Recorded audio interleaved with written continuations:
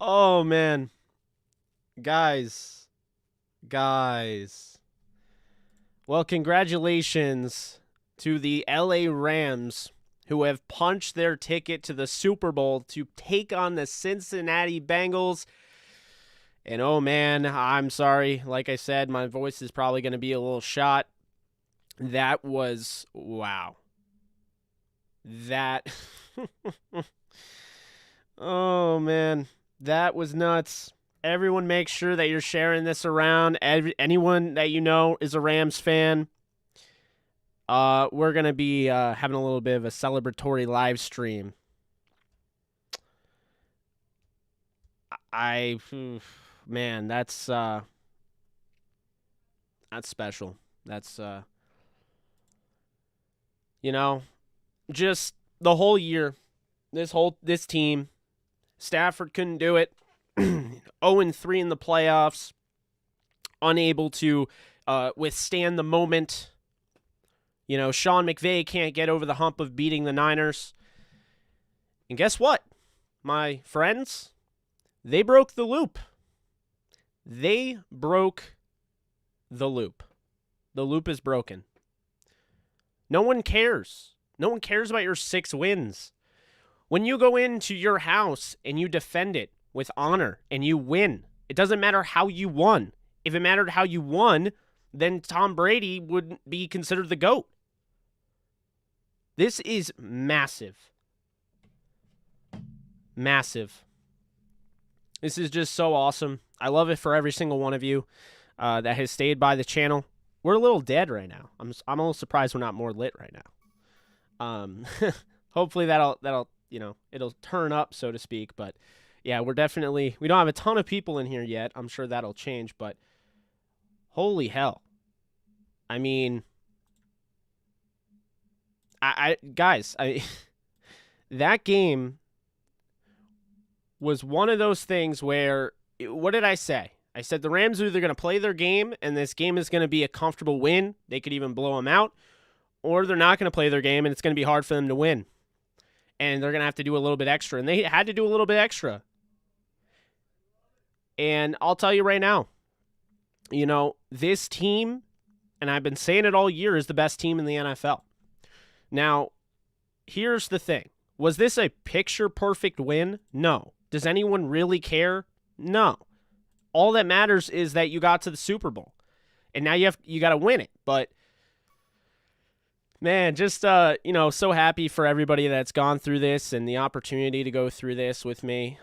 This channel, has just been it's been incredible, man. It really has. I mean, I honestly want to cry too. I really do. I've been through a lot. My family's been through a lot. We talked about how this is kind of an escape of all the BS in your life. Rams are back in the Super Bowl, baby. Like I said, family's been through a lot. This isn't going to, magically fix everything, but it sure as hell makes things a little bit better. And, it's just, sorry guys. I don't know if I'm coming off as not as excited, but just that I'm almost speechless, really, because of the way it ended. The way it ended. Storybook ending, man. To have Aaron Donald last year on the sidelines in Green Bay, sitting there, unable to participate the whole game, crying emotionally,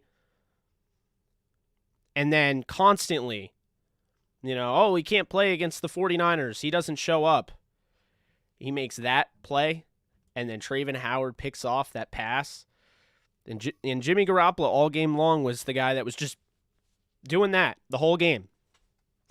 And it finally came back to bite him. And what did I say on Twitter? If you guys follow me, I said, he's due. He is due for a turnover. It's coming. I don't know when, but it is coming. And that's what happened. So this is incredible. We're going to enjoy this. We're going to have fun doing this.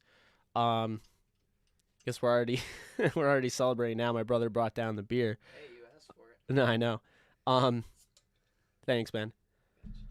But cheers to all you. Let's go! That's my brother. All you crazy Rams fans out there. It's been an absolute privilege and a pleasure covering this team since 2016 when we started Downtown Rams. Matthew, thank you so much for the 50. Edwin, thank you so much for the 10. Really appreciate that. We're going to the Super Bowl, man. Yes, we are. 80. Talk about that moment, man. Best player in the league. It's just, man. If you didn't think Cooper Kupp was the MVP before, did this change it now? I mean, he had the greatest season ever of any receiver. He was unreal. How about Odell Beckham Jr.? How about Kendall freaking Blanton coming through? There's a chance that Tyler Higbee is not going to be able to play in 2 weeks. But Kendall Blanton showing that next man up mentality, you just love to see it, man. You just love to see it. And we'll get that. Hold on 1 second. We're going to change this picture. I just realized we didn't change the thumbnail. Probably should. But holy hell. Yeah. What a game.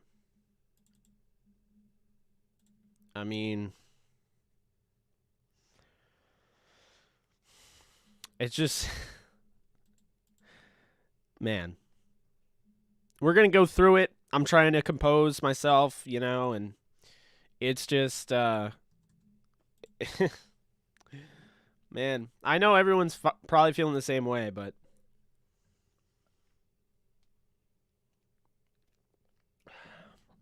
Goff's dead cap comes off this year. We will have $39 million in available cap space to re-sign OBJ and Von Miller. That's awesome.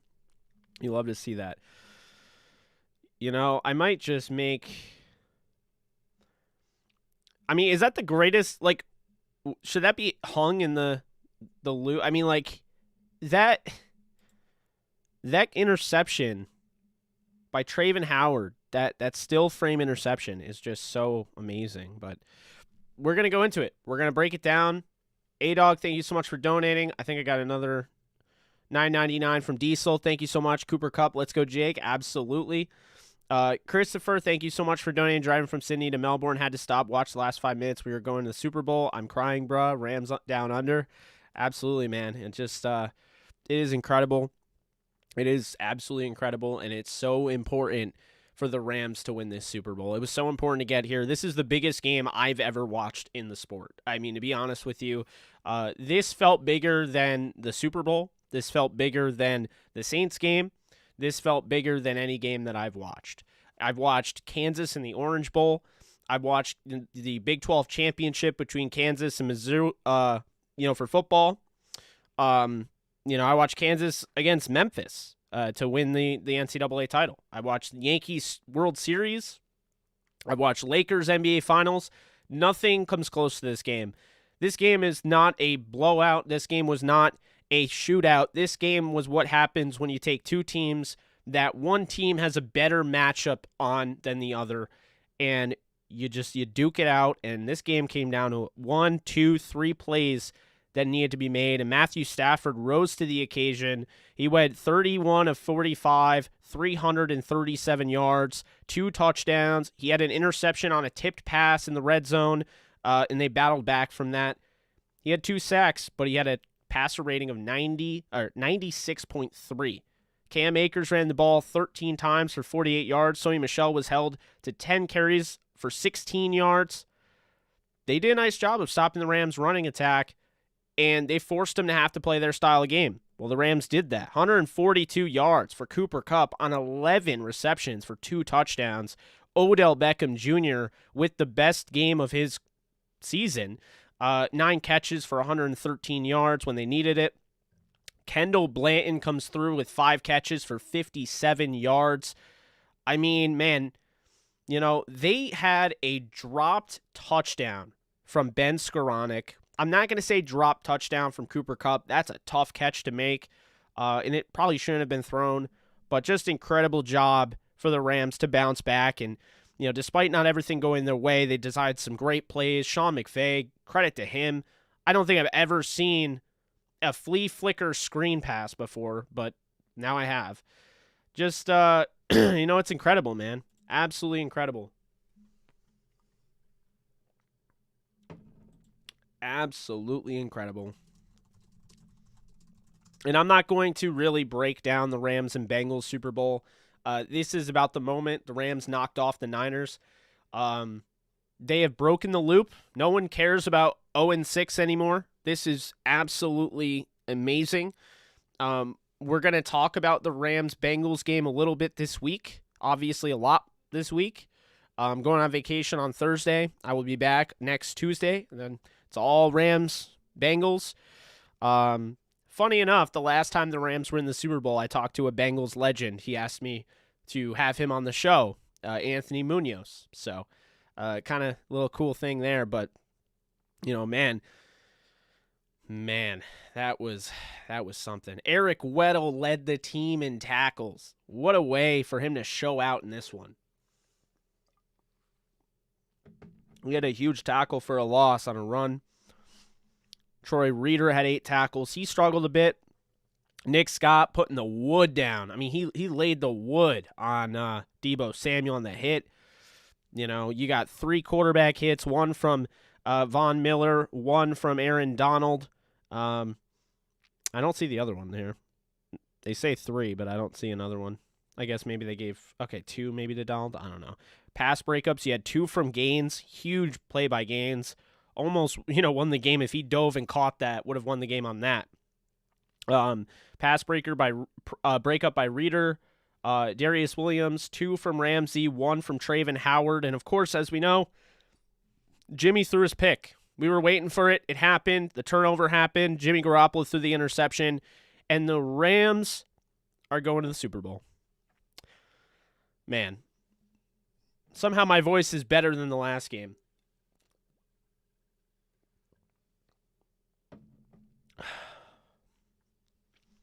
Just insane. Absolutely insane. I mean, that's just... I don't know how to act. I don't know how to feel. I feel great. But it's like... nothing's a guarantee. You can predict, you can analyze, you can try to, do your best to kind of break down a game, but nothing's a guarantee. Nothing is truly a guarantee, and I think that's something we all need to realize. Darius, thank you so much for the 50. Really appreciate you. One more game, boys. Absolutely. Quantez Williams, thank you so much for donating. Really appreciate that.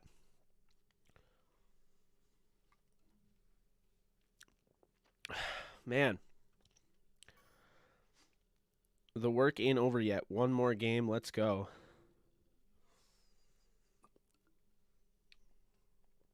Oh, man.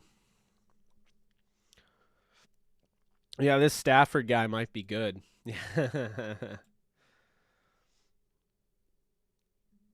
Oh, man. Just incredible. What a game, man. It's just, it hits me like multiple times, and I just can't.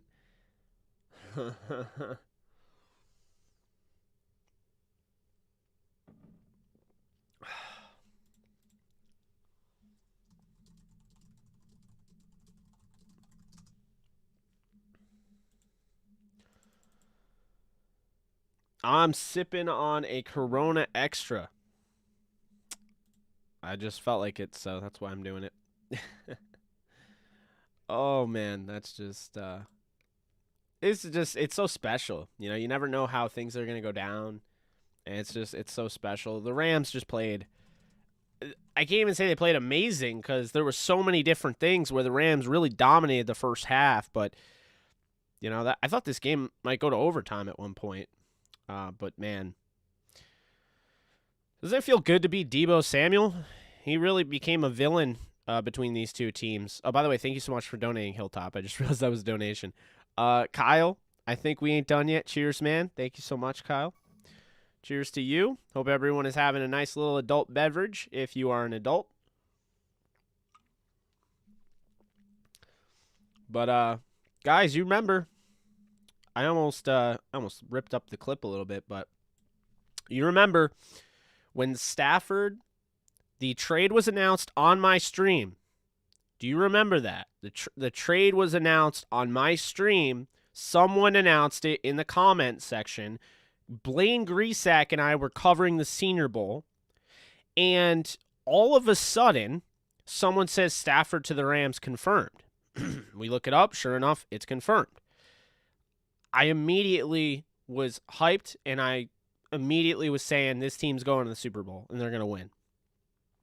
They had Stafford last year, bottom line, and I think Jared Goff actually had a really gutsy performance against the Packers in their last playoff, run. I really feel like this is what it shows it. It shows it all along.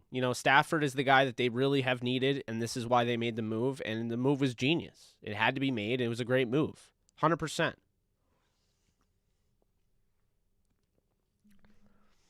Healthy Cup in the Super Bowl. Yeah, exactly. Exactly. Just, man, this is so awesome. And you know how great this is so great for the channel, too. This is so great for our community. I mean, our community's new. We started this, November 2020. We didn't start the live streams until January. So we're pretty new. And, we have a lot of room to continue to ascend, and I'm really excited about it. Man, that Super Bowl. It's the first time since the Titans, the Rams are playing somebody in the playoffs other than the Packers that I don't dislike. I mean, I really dislike, really dislike the Niners, obviously. But I wouldn't have really liked the Chiefs either. Like, if they lost to the Chiefs, I don't like the Chiefs, so.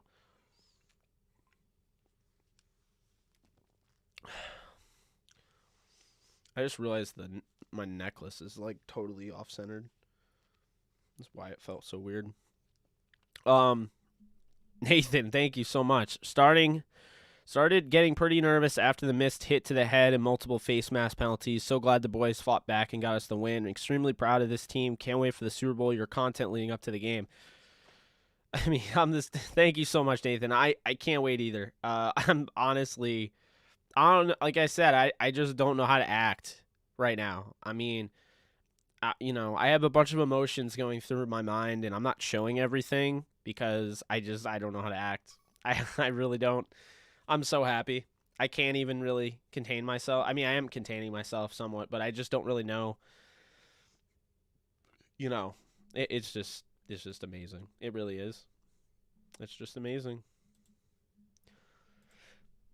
Oh, man.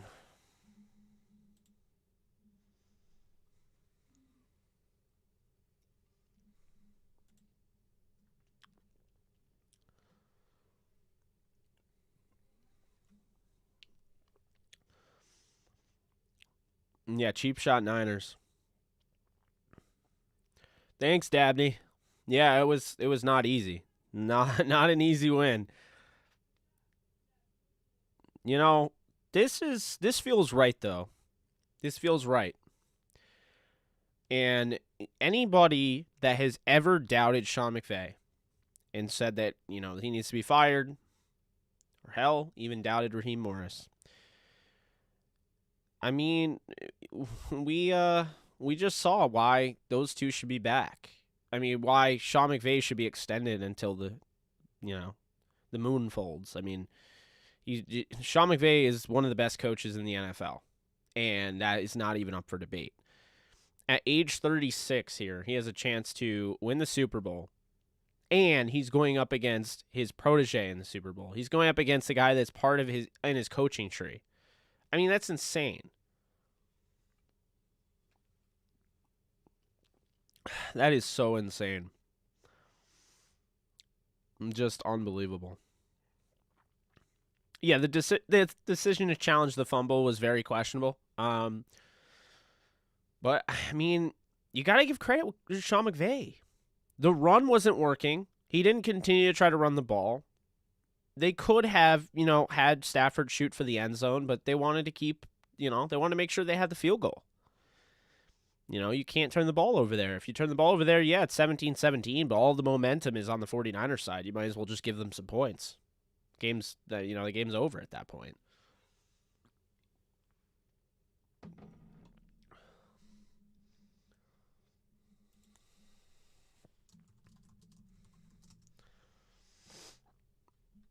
Yeah, I almost cried.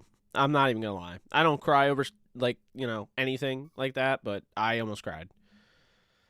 I'm so happy for everyone that is in tears in a good way. I'm really happy for all of you because we deserve this. I know it's sports. I understand things go sideways and all of that, but I don't know, man. I just feel like this team, what they went through, it feels right, doesn't it? It feels right. The Rams, they had this dynasty coming, and then Tom Brady came into the picture. And right before this dynasty came, and keep in mind, they won the Super Bowl, and then they had this crazy game where they started off slow against the Saints in, I believe, the wild card game the next year, trying to defend. And Hakeem dropped the ball. Zahir Hakeem, the punt returner, and they lost that game. So then the next year, they were actually in the Super Bowl against the Patriots, which was the biggest David versus Goliath thing since, I would say, 1985 Bears against the Patriots. And Patriots won. And unfortunately, what isn't talked about with that is that with Rams fans that were following that team, the Rams were the good guys. They were, like the Chiefs. Like everyone's rooting for the Chiefs. They were that team. But the problem is the Patriots came into town and, they came into the game and, Tom Brady hadn't been established yet. And so they kind of, for lack of a better term, stole America's heart, so to speak. So this David versus Goliath matchup actually made people root for the Patriots. And so now Tom Brady, they knock out Tom Brady, and then in the next game, the same score that the Patriots and Tom Brady, that jump-started Tom Brady's career, the same score that beat the Rams 20-17, the Rams go right over and knock off the 49ers 20-17. I just think that's really cool, So, and I just realized the score thing is wrong. It's 20-17, not 27. That was my prediction. Yeah, so I had 27-17. I'll take 20-17 all day. I'm going to fix that. My bad. I just realized that I had 27-17 for a reason, though, because I had it as my score prediction, so I had something in there. There we go. It's fixed. So, yeah, just my point is that I just think it's funny that, it seems fitting that Tom Brady retires, and then that same year the Rams now just won to go to the Super Bowl in the same score that, Tom Brady beat the Rams to get his career jump started. This feels right. And this felt like, you know what this feels like? And you know what I'll say? I'm going to say this, and this is bold, but hear me out. The Rams offense is not perfect. The Rams offense is definitely missing something, okay? I feel like they could be a lot better. But with that said, the Rams offense does something that the Chiefs don't, and it's why they are going to Super Bowl and the Chiefs are not. And do you know what that is? It's very simple. The Chiefs live and die by the big explosive play. Okay? And that's what happens. Patrick Mahomes' interception was them being way too one-dimensional, focusing on the big play deep down the field. Whereas, do you know why the Rams won this game besides scoring more points than the Niners? I mean, think about this, okay? The Rams dominated time of possession. They played the same game the Niners have played against them the whole year.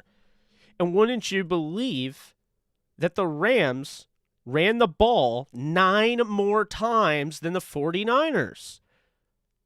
So here is the thing, okay? It's very, very, very simple. The reason the Chiefs lost to the Bengals is because they refuse to change up their game. They can't do They want to win with the big plays and the flash. But when you look at the Rams, they just basically swapped. Stafford, sure, he threw 337 yards. But the Rams tried to run the ball more than the 49ers did. And the Rams weren't going to let the 49ers plant their flag in their stadium. 20 carries for 50 yards, that's 2.5 yards per carry. Once again, it showed you, even without Sebastian Joseph Day, the Rams stopped the run when they needed to, and that is why they're in this position. I love it. I love it. I love the fact that they continue to make adjustments. They continue to battle through it. They lost a very key contributor in Tyler Higbee. Van Jefferson was not 100%. I don't know why people thought he was going to be. That knee sounded bad. He got 5 targets somehow. But he's the reason Skoranek was in there and Van wasn't. But think about it. The Rams fought through way more than any team this weekend. Any team. The Niners lost Dre Greenlaw, okay? If you want to say, well, what's-his-face was playing through a hurt ankle, he did pretty darn good on that hurt ankle, Trent Williams. However, Whitworth was fresh off an injury. He looked all right. Those two matched each other. The Rams losing Tyler Higbee was massive. They also had Cam Akers who got hurt. Wasn't the same. Van Jefferson, like I said, hurt. Wasn't able to get things going. They didn't have Rapp. I just feel like at the end of the day, the Rams had to overcome a lot, and this is the exact point of what the Super Bowl and what a Super Bowl team is supposed to be. A team that can adapt. A team that can continue to live while others are dying. A team that can continue to fight through all the injuries, all the setbacks. That is why this team is in the Super Bowl. Sure, it was a 20-17 game. Sure, the Niners lost by 3. But at the end of the day, the big thing here is that the Rams outplayed the Niners for the majority of the game. They were still able to win. It was a close game. But it's all about winning at the end of the day. And that's the thing. The Rams have won 3 straight. Now they just have to win 1 more. And they are Super Bowl champions. And they would be 16-5 on the season.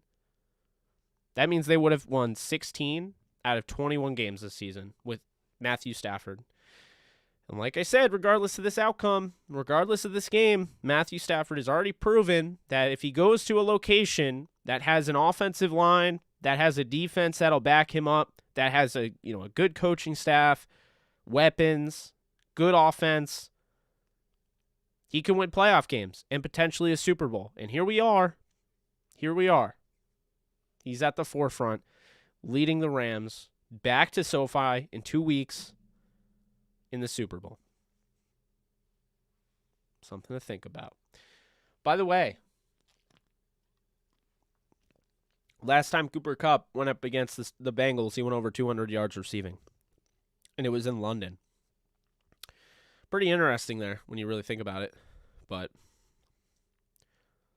I just feel like at the end of the day, though, when you look at these teams and you look at the way Stafford played, and you look at the way Garoppolo played, they always want to defend Garoppolo, and I appreciate that because I like that a team is that, behind their quarterback, but at the same time, it gets a little weird. And it's almost at the same time, when you're constantly defending him, it's almost empty defense, because when you're doing that empty defense of Garoppolo and you're just saying that for show, that doesn't mean you necessarily don't agree with other people behind closed doors. And I'll just tell you right now, the haters weren't wrong. People weren't wrong. Garoppolo, when push came to shove, he showed you why he didn't win a Super Bowl against the Chiefs. And he showed you why that he was the one reason why a lot of people felt the Niners didn't belong in the Super Bowl and they weren't going to win this game. And sure enough, that interception, that sealed the deal. Couldn't get it done. Man. Yeah, it was just like Kyler Murray. Very weird. Funny that you brought that up, though. But yeah, man. Crazy, crazy, crazy. Just crazy stuff. Love it. Be sure to hit the like if you haven't already. I'm going to be answering questions, and we'll see if we can get some people on Discord. If you haven't already joined Discord, I'm going to select a member by random, and I'm going to bring them on audio like we used to do. Okay? How about that? So we're going to do that. That's what we're going to do. 1 second. Not that.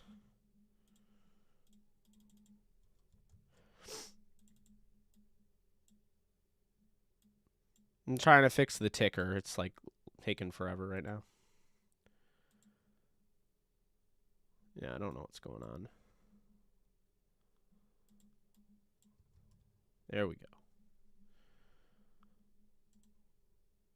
You guys excited to face the Bengals? Or did you want the Chiefs? No one could say anything about the Bengals, man. They beat the Chiefs back-to-back times. They beat them in Week 17, and then they beat them. You gave them like 2 or 3 weeks in advance, and they beat them again in their home. And by the way, Sean McVay going for the field goal showed you that he's matured as a head coach. He really has. I mean, Andy Reid not going for the field goal at half is what I would say cost the Chiefs in the long run. It's why the Bengals won. The momentum was gone after that. It sucked the life out of them. So, yeah. But anyway, we are going to bring some people on audio, okay? So if you are interested in doing that, you're going to want to join our Discord. So make sure that you do that. I'm going to drop the link. You can also find it in the description. 1 second. I'm going to drop the link.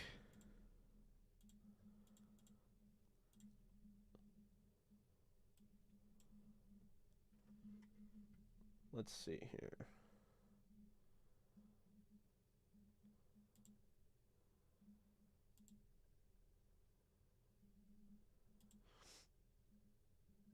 All right, it's copied. I'm dropping it now. I'll pick one random person. I'll continue bringing people in. We're going to talk. So be ready to be on audio. Please don't curse. That's all I ask. Don't curse or use anything derogatory. I don't want to get canceled. So, what we're going to do.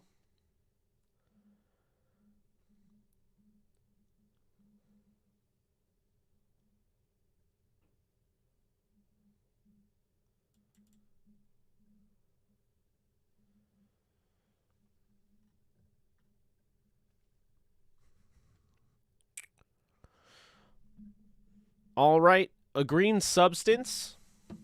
If you have a Discord, if you're on Discord, just like letting you know you have won. Go in the waiting room, and I will invite you over. Also, guys, be sure to head on over to Discord. Put yourself in the waiting room. I just picked a random person on YouTube. I have a little spinner here, so a green substance one. Just please wait in the waiting room, and I'll just bring you in. I'll give you an invite. So, substance, if you're hearing me, we'll just let's see here. Let's see if I can do this without ruining everything. User setting. All right, because I have to do all this weird stuff to make sure that it records your voice. So there's that. All right.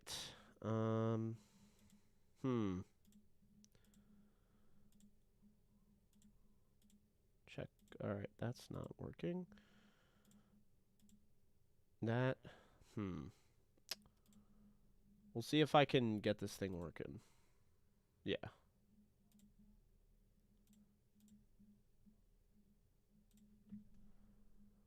All right. Multi-output device. There we go. And that's not working. Yeah, we're gonna try to get this thing to work. Okay, you're in the Discord chat? Cool. I'm just setting it up right now, so just bear with me 1 second. Let's see here.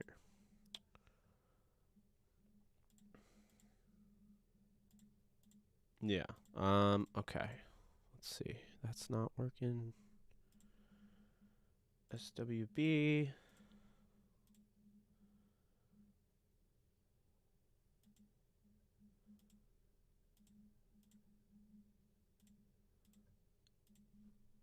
All right. There. All right. I think we might have it. Let's see.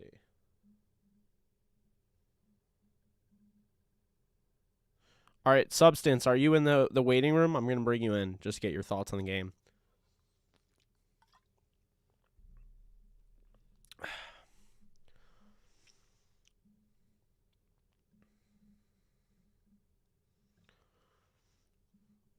Shout out to Blanton for stepping up. Absolutely.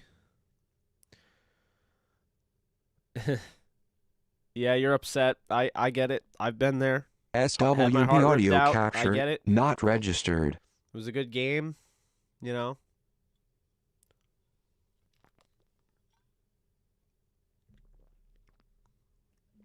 I'm not about to hate on Sean McVay for wasting a timeout in a game that they already won.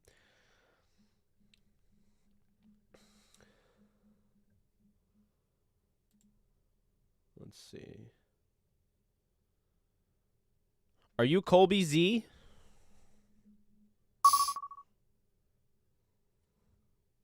I can't tell. I'm trying to figure this out right now. You're in the Discord chat? All right.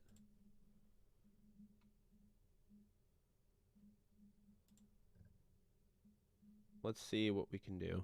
Oh, boy. I'm trying to invite somebody. Colby.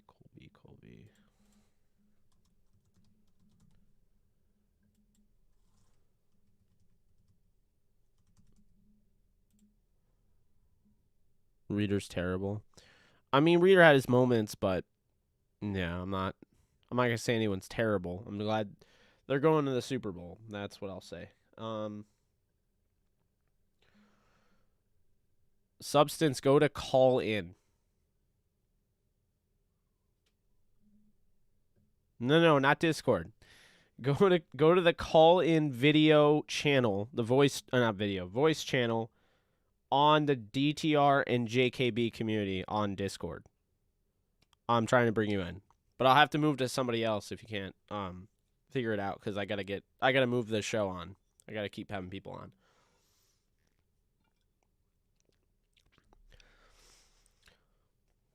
SWB Yeah, audio my captured, plan is I want to bring a not lot registered. of you on here. I'm not in any hurry to get off, so trying to get people on the show.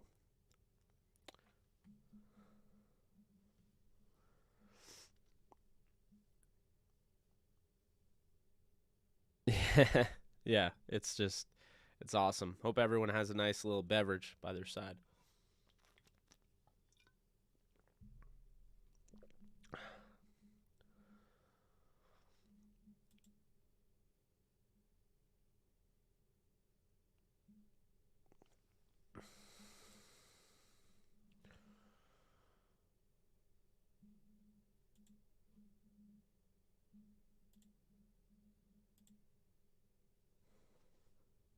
Let's see. All right, Substance. I think I'm gonna try to get you on it at some point. Let's see.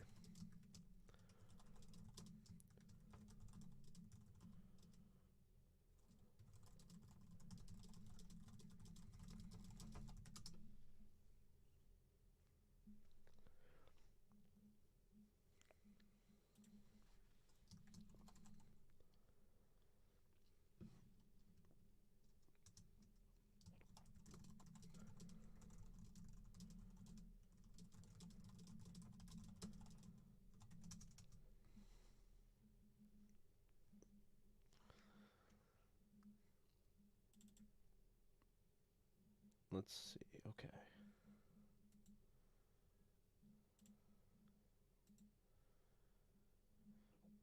Invite.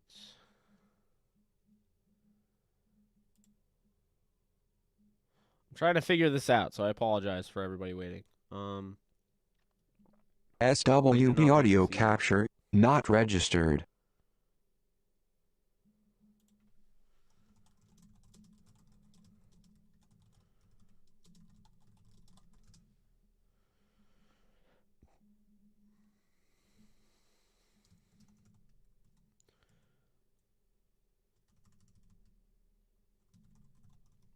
All right, Marco. This is not going well.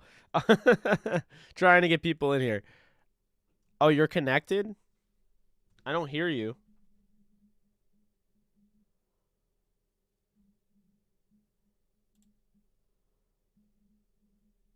Yeah, I don't hear anybody. Sorry, for those of you who are tuning in, I'm bringing people on. So if you guys are interested, just click the link in the description. It is for the Discord. I'm doing Discord audio. Also, if you guys are interested, you can go and get some merch over on our shop. You can get the Big Four merch, all four stepped up. There's t-shirts, hoodies, coffee mugs, all that. All right. Marco's in here. Let's see if we can get Marco going. Okay, 1 second. What's up, Marco?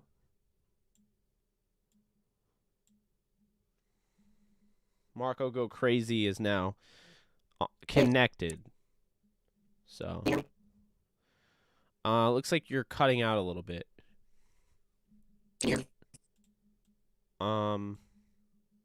Like you're cutting out. Like I can hear you, but you're cutting out.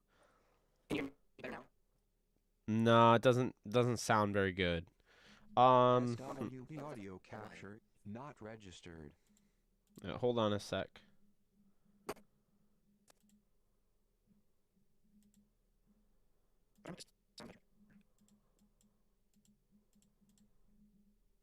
Let's see.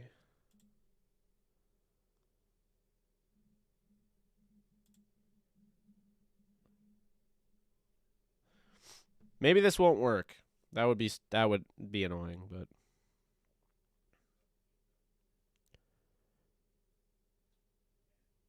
well, you know what? We can try something else. Yeah, I got an idea. I have got an idea.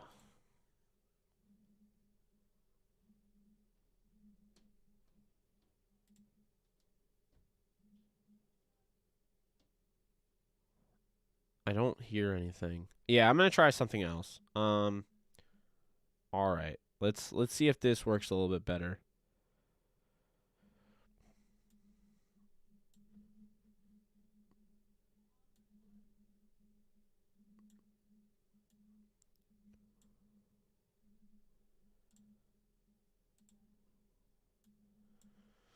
I know my Twitter's probably blowing up. I don't really care. I'm not looking at it, so.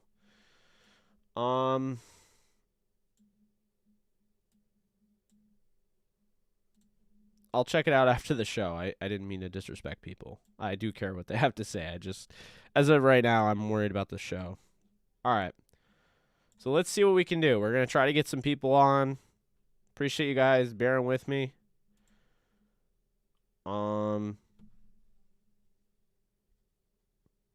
Let's see here. Okay, now let's try this. Multi-pulse. Okay, that. Now I'm going to invite.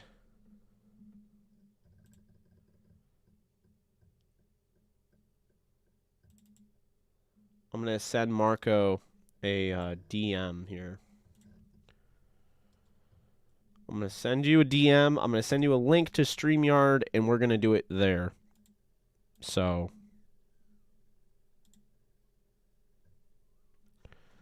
That, I think, is how we want to approach this.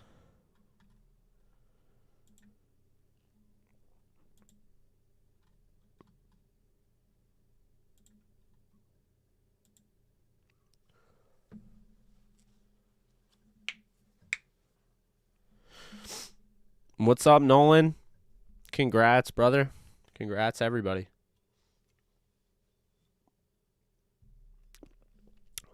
Appreciate you guys waiting. Sorry it's taking so long. I know people are leaving, but we're all right. I got Marco in here. All right. Yes, I can. All right. What is up? We got Marco Go Crazy over on Discord, and he is our guest here. You can see him in our comments section, and I see you all the time on here, so I appreciate you supporting the channel. Happy to have you on, man. What are your thoughts on the game?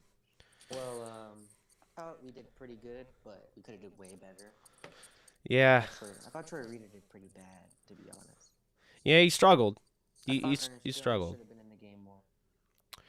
I don't know if Ernest is 100% right now. He was coming off that ankle, so I do have concerns about that.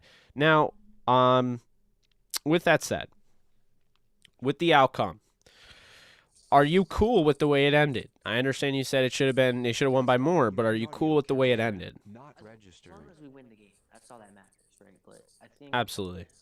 it would have been more fun if we just blew them out, because I hate the 49ers. I have Well- a 49ers fan at my school, my best friend.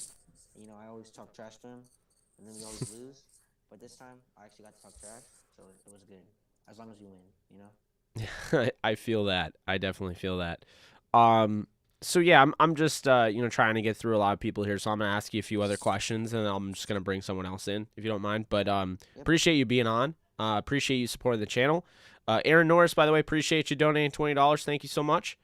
I'm gonna turn up your volume, by the way, because apparently they're saying they can't really hear you that much, so I'm gonna do that right now. Okay, let's see that. All right, so Marco Go Crazy. All right, How crazy did you go when they won? Oh, so I normally watch the game with my family, and when we got the interception, my family kind of went crazy. We were like screaming, and the first thing we did was call my aunt because they're Niners fans. That's funny. And we went crazy. We were like screaming, and I was screaming because I thought Aaron Donald got the sack, but then he threw it away, and we got the interception. And I always be preaching to my dad. He doesn't really like him, but I always be preaching to my dad to put Traven Howard in more, but he doesn't really like him. Oh, I don't know why. I'm with you, man. Why. He's more of a old school because he's pretty old, but yeah, he wants them to run the ball every play, pretty much. Oh well, that wouldn't have done much this time around because the Rams They ran it 9 more times than the Niners, and they did not get much further. So. Yeah, we didn't get too many yards running the ball. We don't really do good to run the ball against the 49ers, but I think against the Bengals we can run the ball a lot more effectively. Now, what I want to ask you, Marco, is watching the game beforehand, if you did, did you expect the Bengals to come back when they went down early? No, definitely no. I did not expect the Bengals to come back. I knew they could because they have a very explosive offense, and their defense is not. They don't have a great defense, but their defense is prone to get a lot of turnovers. And when you're prone to get a lot of turnovers, you can get comebacks, and so they made a pretty big comeback. Yeah, absolutely. And, kind of looking at this game and now getting ready to face the Bengals in 2 weeks, how are you preparing for the next 2 weeks? I mean, it's going to be a long wait. I mean, we know, during the playoffs, when you're dealing with at least 1 week, it feels like 2. And then, 2 weeks feels like a whole month. So, what are you doing to kill some time before then? I'm pretty much just going to play my video games. Yeah. Yeah, I don't really do too much. I have to go to school and stuff. Probably make fun of a couple 49ers fans while I'm at school, and then, try to get my grades. Well, you were certainly lucky, my friend, because back when I was going to school in high school, I remember rocking the Robert Quinn jersey, and I can tell you right now, I was bullied every day when they lost coming back from Sunday, so was not in a position to talk the proverbial smack, so if you will. So enjoy that. Thank you so much for coming on. I'll see you around, and I really appreciate you. Absolutely appreciate you supporting the channel. Always will. Thanks so much. You take care, man. You take care. Thanks. Bye. All right. Let's see here. I'm going to bring on Will Carella. Sorella. I don't know how to say your name. I apologize, Will, if I butchered it, but I'm going to bring you on. Sending you a message now on Discord. Just DM to you. Substance, I'll get you on here, and I'll get Nolan on here. Nolan, if you want to come on, I'd SWB love to audio have you capture, on. not registered. We don't have any sort of graphic to show that people are on the call, but just know that I'm bringing people on because I've had this requested for so many times. Absolutely, Marco. It's absolutely a pleasure to talk to you. We're just gonna bring people on constantly and just have some fun and celebrate. It's 10:30 on the East Coast, and I don't care. We're gonna keep going. We're gonna have some fun. We've been on the stream for not even an hour, so yeah, this is cool. Just waiting on you, Will, whenever you're ready to just join. It's not video, so don't worry. I'm gonna send everyone that comes on. I'm gonna send a StreamYard link, and it's just the best way to capture audio. It's better than Discord. I'm just using Discord to send you a DM, but that's how I want to do it. So that's how we're gonna do it. So if someone wants to make me an on-the-air graphic, I wouldn't mind, but I will say that. Absolutely, Brandon. Yeah, let's get you on.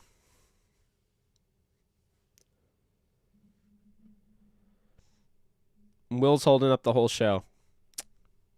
Shake my head. No, I'm kidding. I'm kidding. He's here. Jake. Will, my guy, what's up?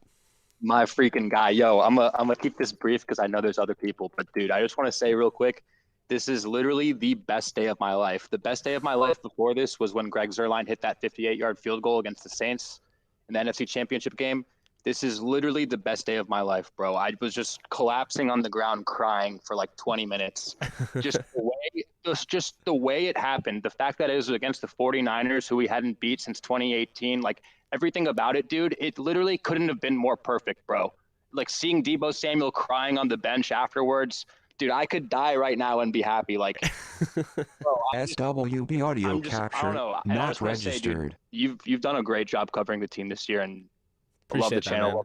Love all you guys, man. I love everyone in this community, bro. I'm just so happy, dude.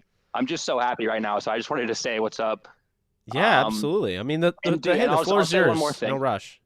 I'll say one more thing too. I guarantee we're winning this game, bro. We're winning the Super Bowl this year. Like, there's no way that what just happened, the way it happened, dude, it's just our year. It's just our year. It's that simple. I mean, you can't write it any better. I know Aaron Donald said the same thing, but it's just Super Bowl is at SoFi. We finally beat the 49ers. We finally broke through. Like, we didn't just do all that to lose. Like, we are winning the Super Bowl this year, bro. It is our year. Well, I think that they're going to win as well. It's almost like them going against the Bengals, it almost sucks because it's like, I think if you're like me, you kind of like the Bengals. You like what they've done. They're the cool underdog. But at the same time, I mean, that's kind of reminiscent to the Patriots that knocked him out of the Super Bowl, years ago. I mean, that was the David versus Goliath matchup, and I'm sure a lot of people are looking at this game and thinking, that Rams pass rush could really make this a David versus Goliath game. Where are you in that sense, Will? As far as it being a David versus Goliath game? Yeah, because I know that's going to come. I think the Rams, they'll be 7-point favorites, like the Chiefs were. But to me, it should be like a regular, they're 3-point favorites, they're at home, all of that. No, I hear you. I think, I mean, the Bengals obviously have been underdogs. They beat the 1-seed Titans. I don't know what the spread was in that game, but they were 7.5-point underdogs today and won. So I agree with you. I don't think the spread should be large. It should be close, in my opinion. But yeah, you know what? I don't think Bengals, so. The Bengals kind of remind me of us in 2018. Young quarterback who's playing really well. SWB audio capture, coach, not registered. Guy. But I think they're just a little bit green, kind of like we were in 2018 with McVay. And I just feel like McVay this time around, he knows exactly what this game is like. I mean, I already said it before. I do not, like, there's no way. Look, I'll be honest. The Bucs game, I didn't pick us to win. I thought, it's Tom Brady, right? So it's that simple. I just thought Tom Brady in the divisional round, we're going to lose. At this point, I'm sold. Like, we are winning the Super Bowl this year. It is our year.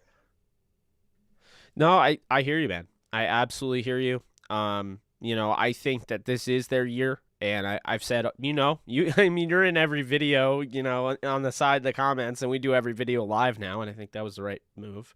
But, I mean, you're in the comments, you hear me every single video I say, I think this is the best team in the league. And this is not a team that I thought would necessarily win the Super Bowl last year. I felt like, they were maybe a quarterback away. And felt like if things went well, with the number one defense, Aaron Donald playing, Cooper Kupp being healthy, maybe we're talking about a Super Bowl. But this team really feels like they are the best team this year. And when you can go and win games that you really just, at the end of the day, may have not deserved to win, like the 3 interception game earlier in the year, the 4 fumble game, I mean, they deserve to win the 4 fumble game, but they've already shown you they can win those games.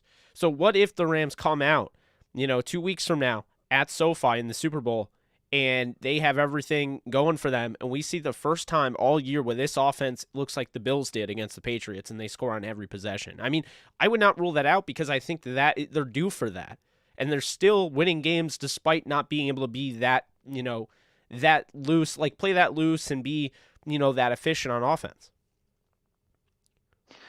I completely agree. And look, I know the Bengals earned that win today, but it's still SWB audio capture for us, not man, to not have to go registered. against an experienced team.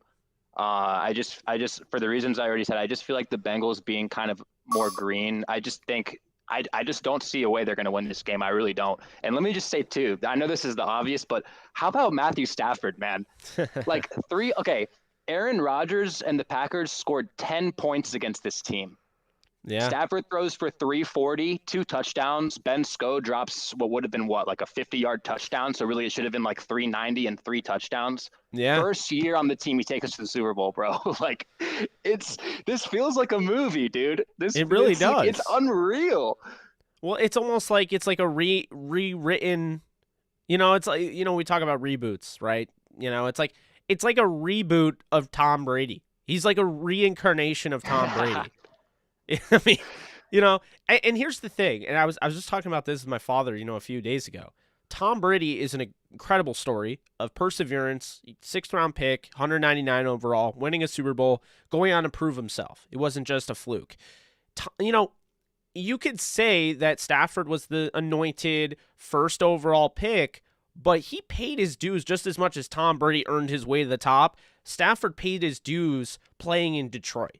So I feel like now from here on out, it's unfortunate it took this long for Stafford to find that team, but I don't think that's how he's looking at it. I don't think that's how Kelly's looking at it. I don't think that's how the Rams are looking at it. I just think at the end of the day, you have to feel great about where the Rams are at, and this is why, next year, I mean, I picked the Rams to play the Broncos in the Super Bowl because I believe that Rodgers, Adams will be there for the Broncos with Nate Hackett now. And I think the Rams are the best team in the NFC. And I'll tell you right now, it's very simple. If Aaron Rodgers leaves the NFC, Tom Brady's retired. Matthew Stafford is the best quarterback in the NFC. Oh, yeah. Period. I agree. He beat Kyler Murray, and he beat him bad. Not registered. Okay? And if you want to argue Dak Prescott as a Dallas Cowboys fan, sure, you can say that. But I'll just say, well, what has Dak won? If you want to constantly pull the narrative, well, he hasn't won Super Bowls or he hasn't done this, and then you want to just basically sweep that rug under the floor and be like, he is. No. That's not how it works. So what Stafford has done is exactly what we've said all year that the Rams were capable of. They get a quarterback like Stafford, and they're winning the Super Bowl. I think a lot of us in the Rams family, a.k.a. the Ramley, have said this. And I know because we are in the Discord. The Discord's popping. I see it all the time. People have been saying this. Yes, it is. So I don't know, man. But I was hyped to get you on. I'm hyped to get a bunch of other people on. So I don't want to, take too long here, but really appreciate coming on, Will. Absolutely, man. Yeah, dude. Thanks for good talking to you, bro. Guys, Bramley, I love you all. Have a great night, boys. Enjoy this. Yeah, absolutely, Will. We'll be doing this, I think, this week. So we'll probably have another one of these. Want to do more of these. Want to have people back on, kind of communicate a little bit more. So definitely stay tuned. Sounds good, bro. I'll be in the chat. All right. Later, bro. So that was Will Carella, although he never stopped me if I was pronouncing that wrong or not. So I'm assuming it's Carella. Appreciate him being on. We had Marco go crazy earlier. Now we're going to bring in Joe Deflamin114. I'm sending you a DM now. If you guys want to be in, hit me up on Discord. You can just go right to the waiting room. I'm sending messages to come on to the stream audio wise.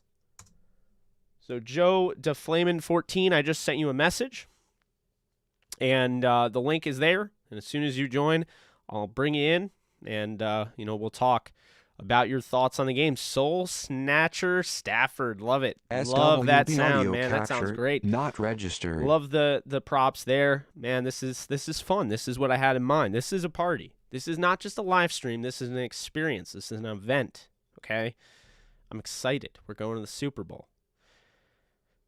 Irvin, thank you so much for joining the channel and becoming a member. Really do appreciate that. It means a lot, and your support is very much appreciated.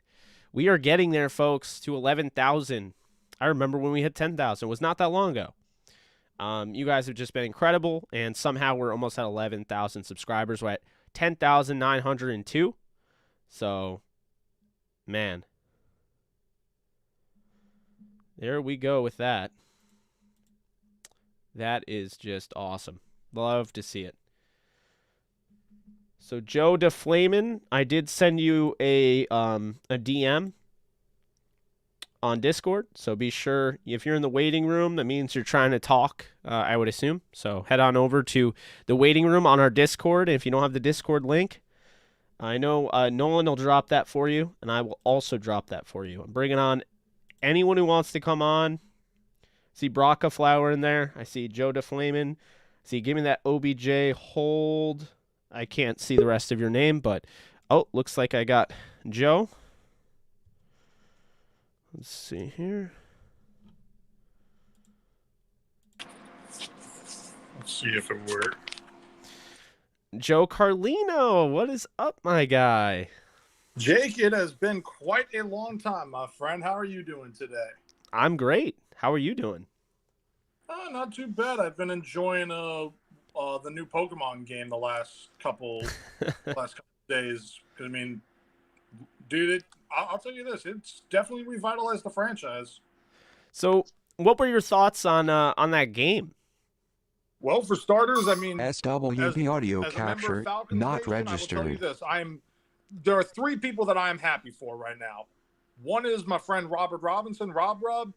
One is Alexis, and one is you, my friend, because you guys honestly played your hearts out this season. You guys deserve to be in the position you're in right now, representing the NFC. I mean, you're going home, but you're technically the road team in this. Yeah, Super Bowl. it's so weird, so weird. And Really? do you think they win? Do you think they wear the Royal uniforms? The blue ones? Yeah, do you think they'll be able to do that, or the Bengals going to play hardball? I wouldn't mind seeing the royal blue, but I know that given that the Bengals are the home team, they get the choice. I mean, I think we can all agree though with the Bengals uniforms at least. Their white tiger jerseys are nice, but they need to relax that one shell rule on the helmet. Oh yeah, we want white tiger. That white shell helmet, that would probably be the cleanest outfit in football today. No, I agree. And also, let's just have a fun thing about it. We don't have to worry about Brittany Mahomes and Jackson Mahomes doing stupid stuff in the Super Bowl. There we go. We don't have to worry about that. We are. I want to see the upset or the sad, depressed TikTok dance. I'm sure that is just as fun. So watching this game, Joe, I gotta ask you. You know, you see Stafford, you see Jimmy Garoppolo, you saw Patrick Mahomes, you saw Joe Burrow. Now, the Rams, the last time that they were favored, in a Super Bowl like this, in a sense where they were really favored, right? Not against the Patriots, who, let's be honest here, everyone was just immediately going to Tom Brady. They were immediately going with Bill Belichick. They didn't really give the Rams as much of a chance as the Rams should have gotten. Obviously, they ended up winning, but still, my point remains. You go back to the original Super Bowl with the Rams and Patriots Part 1, and that was when Tom Brady was in his second year. And you see that Super Bowl, that was David versus Goliath. That Rams team had just had a dominant performance in the postseason. They had 5 interceptions on Brett Favre. They were just incredible on both sides of the ball. You had the greatest show on turf on offense. You had that crazy defense led by Aeneas Williams and, guys like that. So my question for you, Burrow comes in. He's in year 2. Is he kind of giving you those Brady vibes where maybe this game's a little, David versus Goliath, and isn't it kind of eerily similar to that? We're going off how Burrow played in that in the game, the first game today. I mean, I will say this: he did phenomenal. I mean, down 18, coming back. The last time that happened in the conference championship was 2006 when Peyton did it on surprise, Tom Brady of all people. In all honesty, I'm not getting the same vibes out of Burrow. I'm liking I'm liking the swagger that he brings to that franchise, and I know that we all, well, at least you guys, the ones who have more scouting experience than I do personally, you guys went and were like, they needed to get an offensive lineman in the draft. They shouldn't have gotten Jamar Chase, but looking at how that offense has been revolutionized, like, yes, they still need offensive linemen, but Jamar Chase has been almost like a godsend for him. It's like we saw it in that national championship game that combination is lethal. It's obviously transferred SWB audio capture not registered. of whether or not that, but I just can't see the comparisons to Brady right now off the bat. It doesn't add up to me that he's going to be the next Brady per se, because I know we made those comparisons to Mahomes, and well, Nick Wright's going to have fun tomorrow morning at 7:30. Oh, he's going to have a field. Man. In fact, he actually did the Magic Johnson gif. I don't know if you saw that, but he did the Magic Johnson gif where it's like, "Can I get out of work for first things first tomorrow morning?" It was the Magic Johnson shaking, saying, "Nope, not gonna be there." Oh my God, that's crazy. That's funny. No, what is it like, by the way? This year, obviously I felt like that Falcons team wasn't as talented as years past. Arthur Smith played well, or he coached them well and gave them an opportunity to win games that they might not have won with other, moments. But what was it like knowing that, 2-3 weeks later, with like 2-3 weeks remaining, you had a chance to make the playoffs? Did you feel confident that this team could do it, or where were you at, at that point? So I was at I want to say 55% confident in Atlanta's chances of making the playoffs, because we all knew their hardest challenge on paper. Now, I mean, you could put the 49ers on there because, Kyle Shanahan. We can all agree, even you as an NFC West guy, you can admit that Kyle Shanahan is an offensive savant. Just don't give him a double-digit lead in the fourth quarter of any major playoff game. Yeah, exactly. But essentially, going into the hardest game was going to be that Buffalo game, and when Atlanta got the first pick on Josh Allen, I was like, SWB audio capture not registered. And it was AJ Terrell, who everybody wanted to bash on after that college football playoff game, and all he's done this year is get snubbed from the Pro Bowl, but becomes a second team All-Pro corner. Not gonna say that he should have been first team, but at least he got some recognition for his season, because he was quietly under the radar for most of the year. I think he had the lowest percentage in man coverage this season, lowest yards surrendered, if I remember correctly, if that was a stat right. But we got the 3 picks on Allen, but our run defense couldn't stop a freaking nosebleed. And then Matt Ryan, of all people, I laughed my ass off that entire time, even after the touchdown got revoked. Because who had Matt Ryan getting an unsportsmanlike conduct for taunting on their bingo card? Oh, I know. But hey, I think, next year, I think there's a chance that there'll be something. This is Joe Carlino of Blogging Dirty, and he is a Falcons fan, but he did ask to come on, so I brought him on, and he's a friend of mine. Now, Joe, who's going to win the Super Bowl before I let you go? So as a fan of a team that has yet to get a ring, it would be nice to see one of the 12 teams still waiting to get a ring earn their first ring. However, conversely, that means they have to defeat Matthew Stafford, who I also want to get a ring.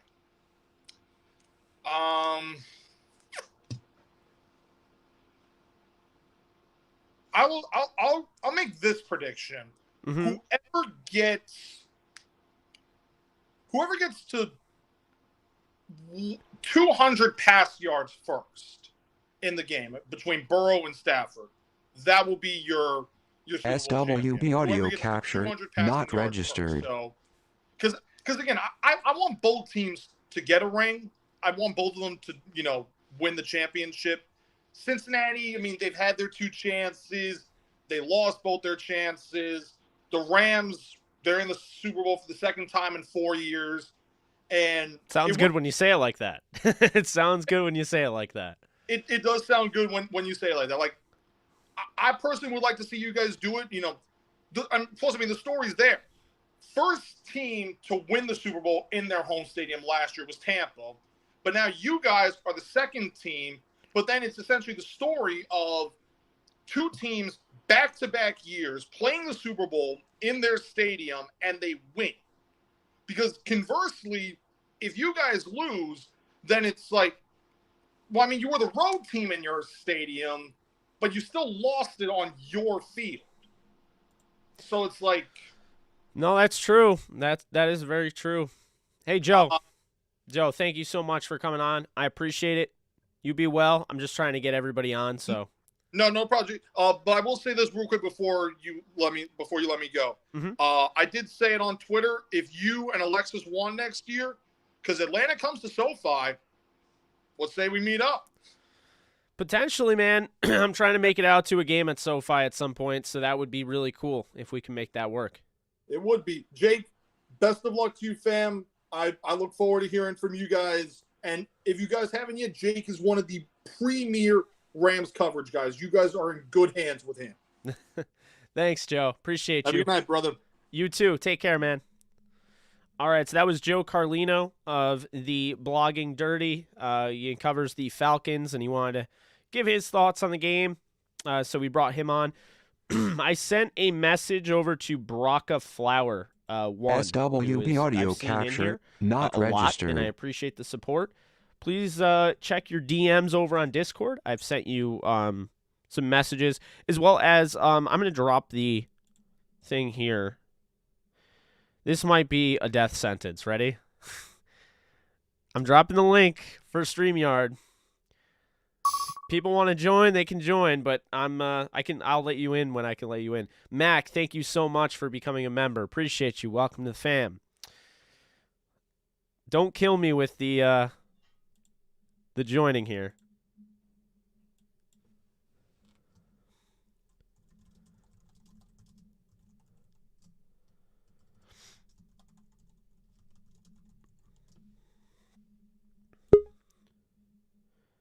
There we go.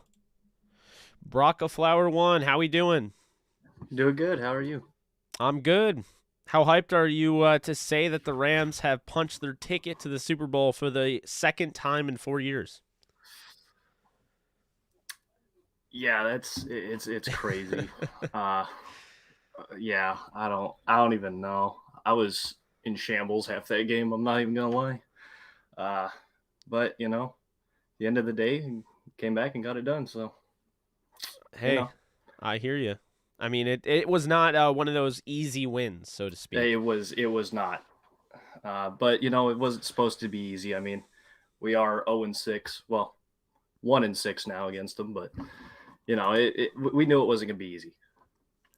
Yeah, what was your most surprising moment of the game, and what was your most I guess what was your most exciting? What was the most exciting moment of the game aside from that one play And what was your most surprising moment of the game?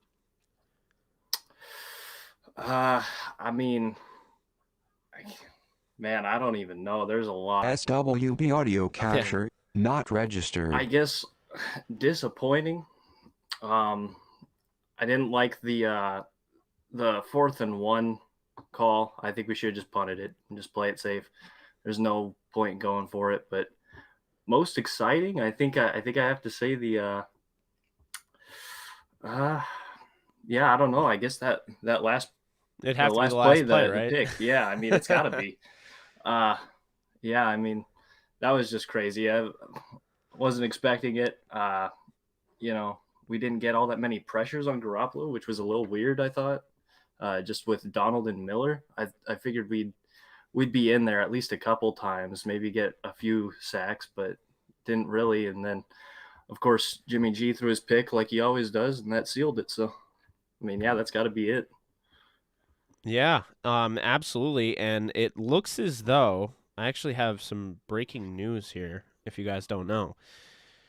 The Super Bowl edition, the Rams look like they're going to go with the black alternates next year. So they're the black alternate jerseys. I don't know if they're going to wear them in the Super Bowl, but it looks as though on Fanatics right now, you can go and get a black Super Bowl edition Matthew Stafford Rams jersey.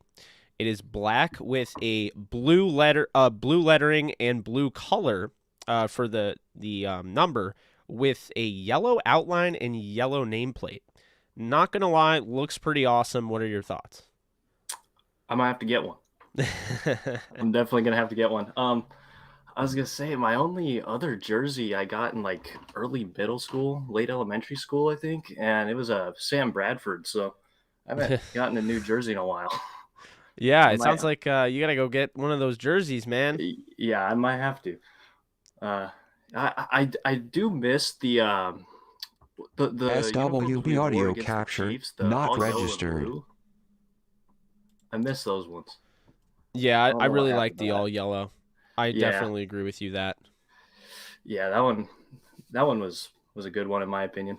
A lot of yellow, but yeah, I don't mind. No, I hear you there. I think that looks like a cool. I mean, the only thing is there's not really stripes or like horns on the shoulder pads or whatever, so that's kind of annoying. But you know, I think it looks pretty cool. Now, before I let you go, I want to ask you two questions. One, okay, did you expect the Bengals to be in the Super Bowl? Did I expect it? No. Did I want it? Yes. I'm from Nebraska here, so you know, we gotta cheer on Zach Taylor whenever we can. But yeah, that was unexpected today. But hey, that team's got a lot of heart, and you know, they deserve it. They deserve it. I hear you, man. It's a really good story. He had the best odds to be fired when the season started. So, you know, shout out to him. He's done a great job. Joe Burrow has shown you, hey, he's the real deal. I mean, he's up there with the Andrew Lucks of, you know, what you're talking about when you go out and you get a quarterback number 1 overall. My second question for you before I let you go, let me know, who is going to win this Super Bowl, and do you have a final score? Oh, Rams all the way. Let's see. I think it'll be a pretty high scoring game. Let's see. I'll take Rams 37-17. 37-17, you said? Yeah. All right, you're going blowout. I am. All right. Well, hey, I appreciate you being on here. Yeah, thanks for having me. Absolutely, you can always go back because I don't delete these videos, as you know, so you can always go back to listen to our interview whenever you want. SWB audio capture. You know, I think it'll be right around the hour and 21 mark. So remember that for the future. Thank you so much, man. Yeah, thank you for all you do. Keep up the good work, and congrats on 10K. Thank you so much. Appreciate you. Yep. Take care. You too. Thanks. So much, man. All right. Thank you for all you do. Patrick, good work, and how we doing? Thank you so much. Appreciate you. Yep. Take care.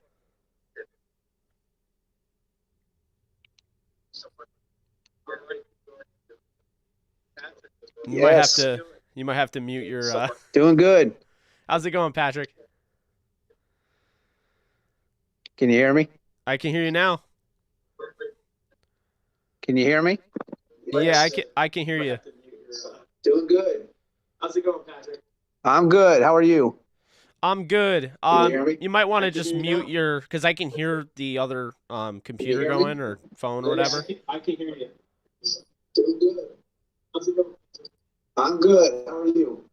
I'm good. You might want to just mute your, because I can hear the other computer going or phone or whatever.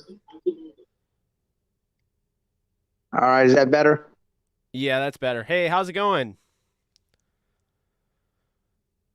I think we're on a little bit of a lag.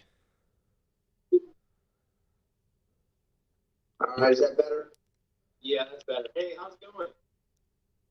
It's going really good now that we won. I think we're on a little bit of a lag. Yeah. So in the background, I think you still have the playback, so it's coming through the stream. So if you can do me a favor and just mute that, so I can just talk to you. Yeah. So in the background. And yeah, by the way, just to answer your question, you are allowed to post links. Just make sure they're not dangerous, but you can post links. Anthony. SWB audio You can capture drop a link. not registered. Just make sure they're not dangerous. That's all I ask.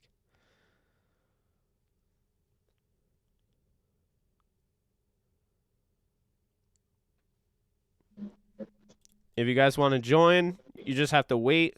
Hopefully I got it right now. Patrick, you there?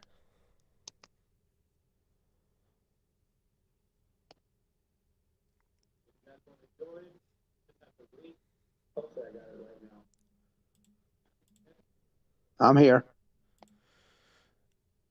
I think there's a lot of lag. Yeah, I don't know if we'll be able to do it because there's just too much lag for us to have a conversation.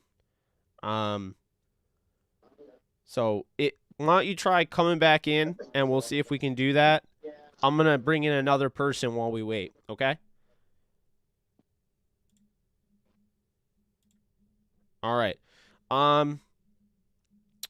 Yeah, if you guys want to be a part of this, just I sent you the link. I dropped the link. Let's see here.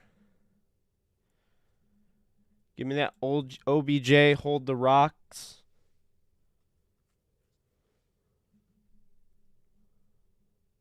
I just sent you a StreamYard link. Just check your DMs on Discord. Man, just crazy. My phone has exploded.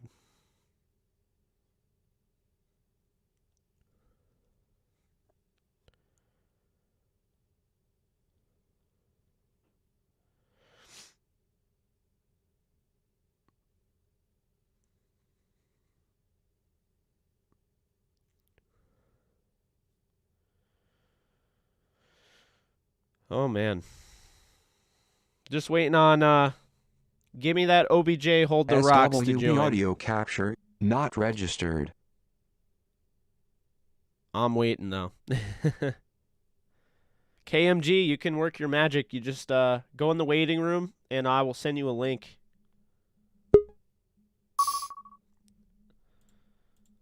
Brandon, what's good? You are on JE Live once again.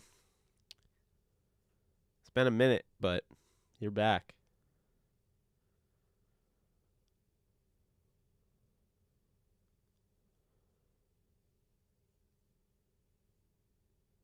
I think I scared him off.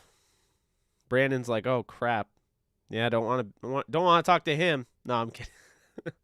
Brandon's a good dude. Just waiting on him to join. What's up, Mark? Let's see.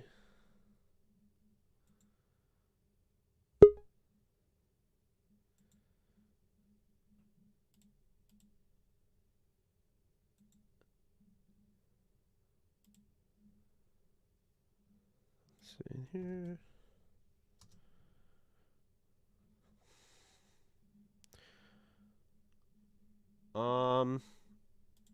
Brandon, I just dropped the link below. Guys, if I haven't clicked on you yet, you're in the StreamYard back, whatever it's called. I think it's backstage. I can see you, so I will click on you. Just be aware that I'm trying to get everyone in, so you might have to wait a little bit. But, you're queued up. I'll get to you. I'm just trying to make sure everybody gets in. I'm trying to make sure. Just waiting on Brandon here.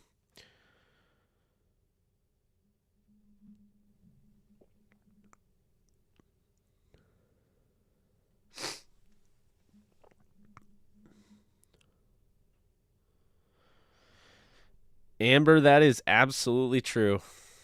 They did it, and man, it was audio awesome. capture not registered. Absolutely awesome. Brandon, just waiting on you, man. I'm gonna go to Hilltop in a sec. Just waiting on you.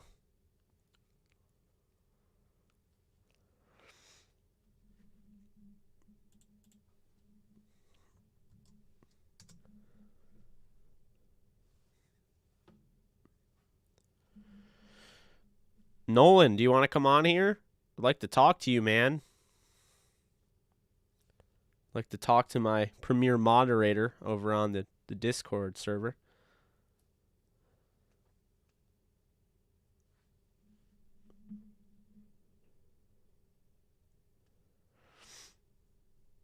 For those of you who are tuning in, welcome. The Rams are going to the Super Bowl. I'm not, lying to you. That is event. That is actually happening for the second time in 4 years.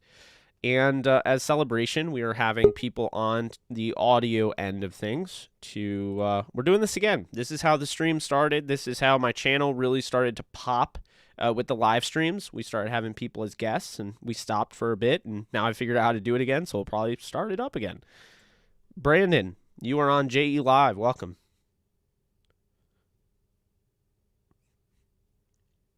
I cannot hear you, just letting you know.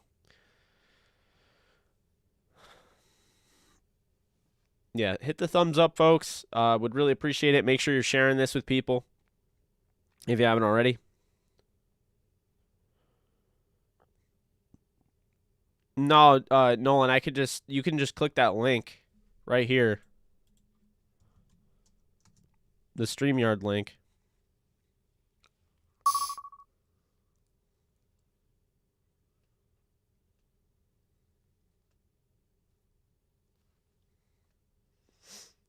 SWB audio capture not registered.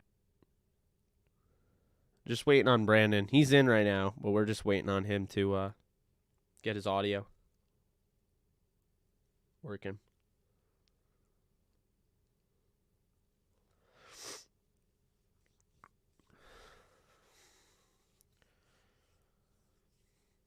All right, Brandon, you ready? I do have to move things along because we've been streaming for an hour and a half, and I want to make sure to get everybody on that wants to talk. All right. I'm going to move over to Hilltop here. Welcome, Hilltop Squatch. Appreciate your support of the channel. Really do appreciate you. What are you feeling? I'm feeling good, Jake. How you doing, man? I'm great. Appreciate, it's been nice to be able to, have a little friendship with you, get to know you a little bit. It's nice to talk to you now for the first time. We've talked a lot over Twitter. Tell me about your thoughts throughout that game. Man, I love the game. I was on my toes the whole time. A lot of bad either calls or no calls on the refs. Yeah. So that was really keeping me emotional in my house. But yeah, no, it was a great game. I believe that there's a lot of fans who owe Raheem Morris an apology, and I couldn't be more happy with the outcome of the game. Hey, I agree, man. I'm going to ask you two questions. I'm going to ask everybody this from here on out. So the first question, did you expect the Bengals to be in this situation? Actually, if you look at my posts over the past few weeks, I've been picking the Bengals to go. SWB audio capture not because registered. My brother did a playoff thing where we each randomly got teams, and I actually got the Bengals on his random. So I liked the way they came in the wild card round, and after that I was told that they were the team that could make it. I didn't think Tennessee was a hard team to beat. I actually thought they were one of the worst teams in the playoffs. So, yeah, no, I did have my doubts when Patrick Mahomes was up 21 to I believe it was 7 before the half, but or 24-7, and so then I did have my doubts. But the past few weeks, no, I've been going Bengals all the way for the AFC. So now that the Bengals are in the Super Bowl and the Rams are in the Super Bowl, who are you taking? What is your final score prediction? How's the game going to go down? So I'm going Rams, and I'm going to go 27-20. And I think, you know, it's going to be a yard game, but I don't think when it comes to the red zone, the Bengals are going to be able to do much as far as who we got in that backfield. I don't know. I mean, I know everybody watched the game, but Eric Weddle played lights out today, and I gave up no big plays. Nick Scott is a whole nother animal when it comes to playoff Scotty, man. So, man, that guy, he needs a starting position, I believe, and he needs to play how he does in the postseason during the regular season, and he's got a lot of promise to his career. SWB audio capture, That's not you know, registered. I agree. I mean, I absolutely agree. If he can put that together in 17 games in a season, maybe we're talking about playoff Scotty as, you know, a regular season guy that's starting. You know, I mean, he's turned it up, and you know, Weddle led the team in tackles, so I absolutely agree. Before I let you go and put Patrick on the line, I'm going to ask you, you know, one more thing. And I haven't asked anybody this, but I'm just, you know, I'm going to try and mix it up a little bit. Out of the whole season, and I've covered a lot, what was your favorite video or live stream that I've done in my coverage of the Rams or whatever? So I would probably have to say I really like when you bring Sos on. I really like Sosa. He's a smart guy, and you guys just put a really good show together. Appreciate you guys that, both man. know what you're talking about, and it's a good time. Yeah, no, I appreciate that. It was really nice to have him on, and you know, I'm excited for the future of this channel. Excited, you know, people like you are how it, you know, this thing works. You know, your donations are just super incredible, and it's allowing me to continue doing what I'm doing, but on a full-time rate. So really do appreciate your support of my channel. You know, I appreciate our friendship, and you know, we'll be in touch, man. Yes, sir. Yes, sir. You have a good night, and I'll keep watching. Thank you so much. Take care, Hilltop. Thank you. Bye. Bye-bye.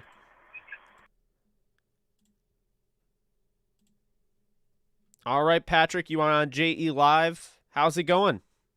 It's going good. How's it going? Oh, it's going, man. What a whirlwind of a game. I mean, it went from, wow, it took forever to get here, and I felt like that game was almost a blur, and at the same time it was going by too slow and too fast. I can't really explain it, but what were your thoughts on this game? Well, to start off with, I've been a Rams fan ever since I was in the 3rd grade, and I'm now 50 years old, so I've seen a lot of things. And I've seen my Rams disappoint me so many times over the years that when I saw things that were going on, it felt like a death by 1,000 paper cuts. Oh, I know.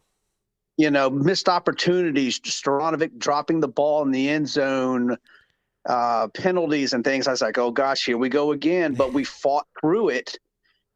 And I think the last few weeks when we were in the lead and we had to battle back or we had to overcome all these mistakes made us stronger and set us up for a game just like this.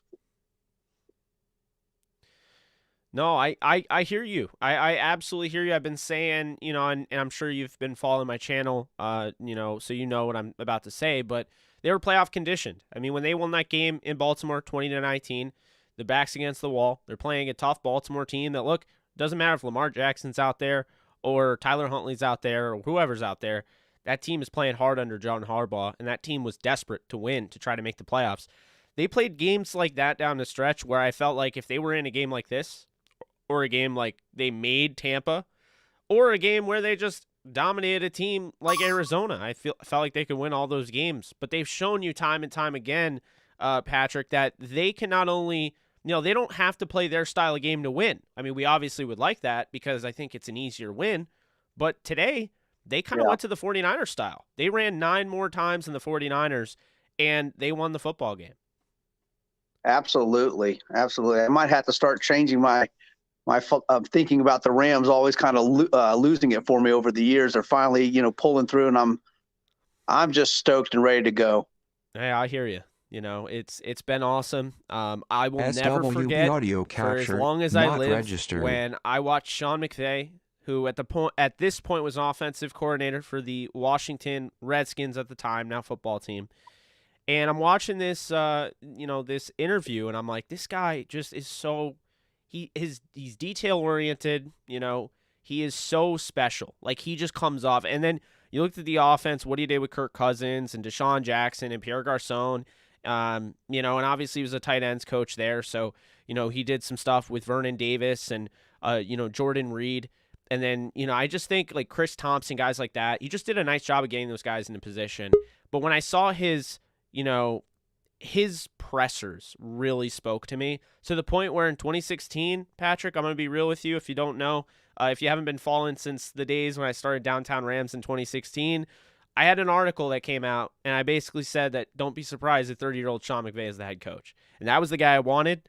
There was all talks about Gruden. There was talks about Bill Cowher coming out of retirement. There was talks about Kyle Shanahan, Matt Patricia. I wanted Sean McVay. And absolutely, me too. What you're talking about right now, how they used to give it up, and now all of a sudden we're talking about a team that is now going to the Super Bowl for the second time in 4 years. That's Sean McVay. That's Sean McVay just changing the culture. And Les Snead was probably this good, but didn't have as much control with Jeff Fisher. So to see Les Snead come in here and work with Sean McVay and create an established culture and create a great locker room, and on top of that, have an opportunity with Tony Pastors included to build a roster that is unlike anything in the league. That is why we're in this position. I think one huge thing, and you mentioned this a week or two ago on your podcast, is that it looks like Sean McVay has finally learned his lesson about playing conservative audio capture, when the not game's registered. on the line. I agree with you, Patrick. I think that was the biggest thing for me, is that Sean McVay has continued to learn from his mistakes. What I kept hearing throughout the broadcast, and I know you watched the broadcast, so you probably know exactly where I'm going here. We counted out the 49ers. We didn't give them a chance. Everybody counted them out. Not like the way everyone counted out the Rams and Matthew Stafford after that 3-game losing streak. Because there were people saying they're not even going to win a playoff game. Do you remember that? I know I remember that. Yeah. Yeah. So the way this team has battled back, the way Sean McVay, Raheem Morris, they got together, they tightened up the defense. Sean McVay made adjustments. They even went back to pretty much their old offense. Okay? They pretty much went back to their old offense, 11 personnel grouping. But to get the offense going and to just add something new, something fresh, to keep defenses on their toes and figure things out and get right, they started adding 12 personnel and 13 personnel groupings, having 6 offensive linemen, having 3 tight ends, whatever. They started trying to get the run game going. They did that with Sony Michel when Darrell Henderson went down. They saw some consistency out of Michel. Michel took them and carried them on the way to when Akers came back. And I still don't feel, Patrick, that they have played a consistent, full offensive game that they could play, and I feel like we might get that in 2 weeks. I sure do hope so. So, before I let you go, Patrick, it's been an absolute pleasure. Sorry, I can't even talk. I've been talking for, an hour and a half. It's been a pleasure having you on, but before I let you go, who's winning the Super Bowl, and how is it going to go down? The Rams are definitely going to win the Super Bowl. And I'd say maybe 30 SWB audio 30 capture, to 17 or not 30 registered. to 20. I like it. I think so as well. Not that score. I have to really analyze it. They're a tough team, man. You can't count them out. So I think that's they're going to be a fun team to play against for sure, and also not a fun team at the same time. Thank you so much for coming on. But what were you going to say? Oh, I was thinking about the Cincinnati Bengals offensive line and how they're not that great. Yeah. And I was thinking about the Tennessee Titans, how they got 9 sacks on them, and somehow Cincinnati still pulled it out.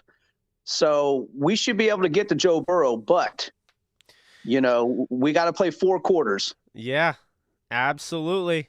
No, I absolutely hear you. Patrick, thank you so much for your support of my channel. I appreciate it. It's been a pleasure having you on, and we'll look forward to doing this again sometime soon. Absolutely. All right, you take care. Take care. Bye. Bye-bye. All right, guys, that was Patrick. We're bringing on all you guys, so whoever wants to come on. I'm waiting for Nolan. I believe he was next. Let's see here. Let's see.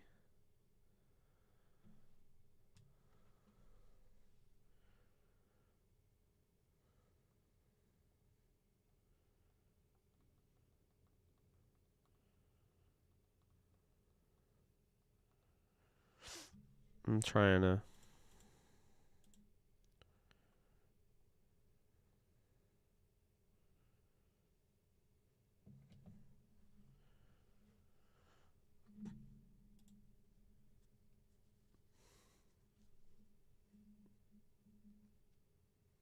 Nolan, you there? Let's see here. SWB audio capture I don't not see registered. him. I'm going to at him right now.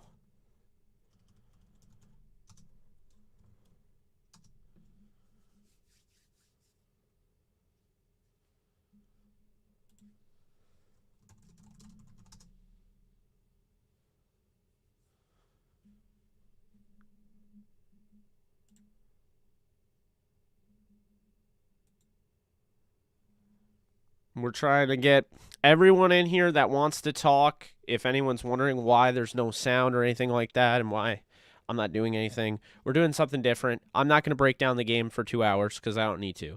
I'm going to celebrate, and in the best way, I'm going to bring on people to do it with me. So I love getting to talk to you guys for a little bit, get to get your thoughts on the game. It's been a day in a good way. I had a really good feeling about this game, and I will say when the game happened, it wasn't feeling all that great after a little bit. So,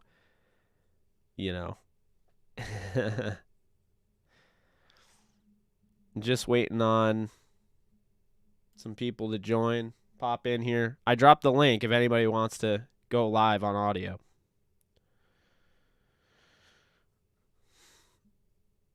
Yeah, Blanton was awesome, man. Huge game to step up. They needed it.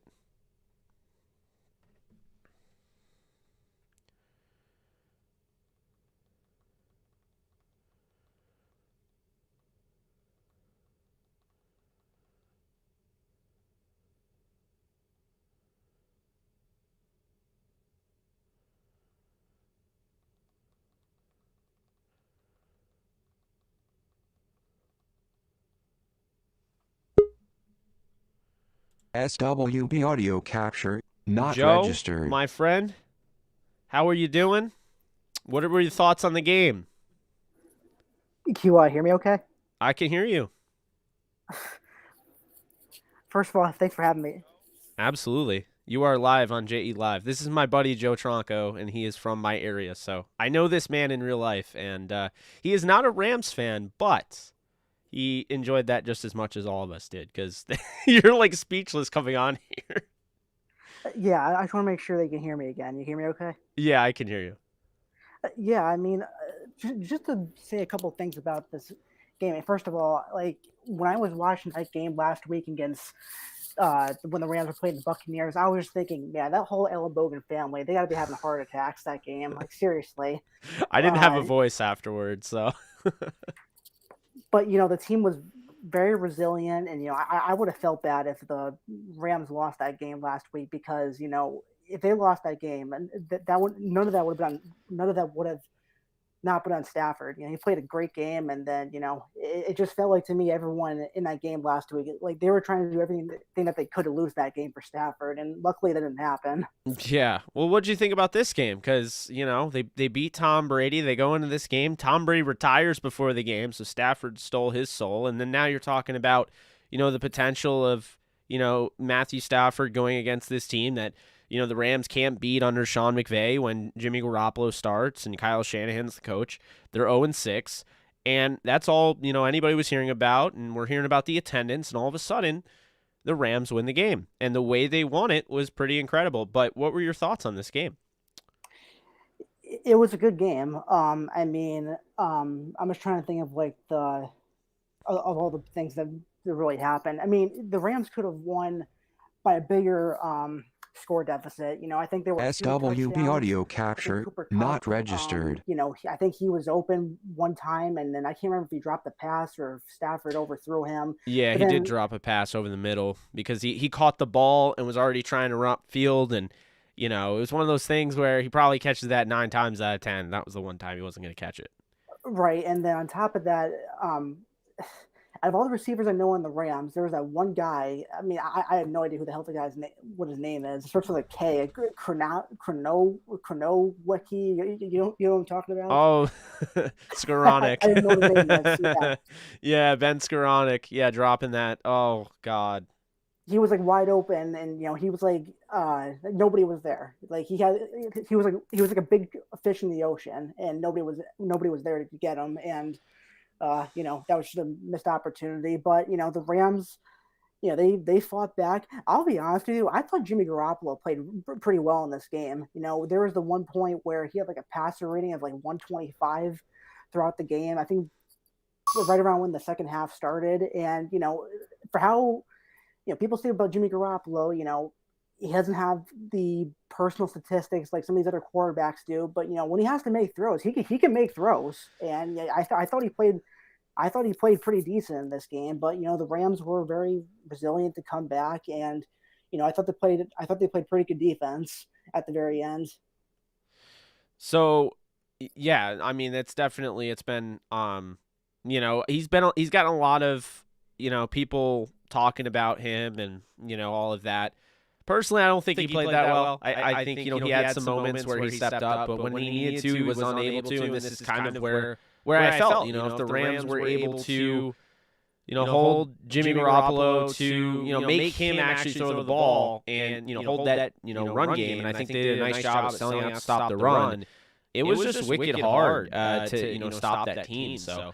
The fact that they were able to stop Debo, the fact that they were able to stop Eli Mitchell on the ground, it really opened it up. So to the point where Jimmy Garoppolo was going to have to win, with that. So that's a good, and that's also a great strategy. With Kyle Shanahan's offense, they're really known for running the ball with Eli Mitchell and Deebo Samuel. I didn't even know Deebo Samuel had over 2,000 yards scrimmage this year until I saw that stat on TV, which is unbelievable. Along with Cooper Kupp.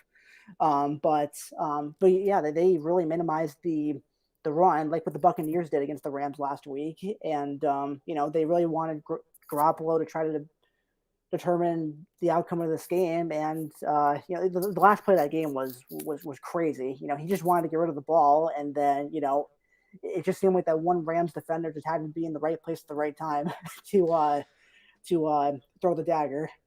No, I hear you, and I think when you look at everything going as far as everything, how the Rams defense has operated, there was a lot of I would say hate, I would say critiquing, I would say unfair treatment of the defensive coordinator, Raheem Morris. And I just want to get your thoughts on, now watching 3 Rams playoff games. You probably haven't seen a ton of them this year because it's not like they're on all the time. They're not always on TV.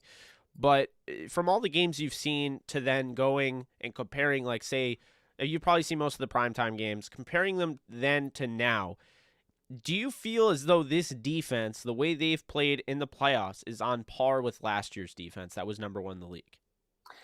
I mean, you saw it during the game. If Matthew Stafford's not the leader of the team, it's definitely Aaron Donald. He gathered everyone together and tried to gather the troops and to basically kind of reset their minds. That way, to make sure everyone knows that they're still in the game, and then that there's plenty of time left to come back and take the lead. And just with the additions that they got, I can't remember exactly when they acquired everyone, but I think they've had Ramsey for a couple of years now. They got Von Miller this year, and there's a couple other guys I had no idea. Since I'm not like a true Rams fan, but there were guys like Nick Scott's been playing unbelievable. And then I thought Eric Weddle came out of retirement, and he did. That got justified, I think, by you in one of your streams.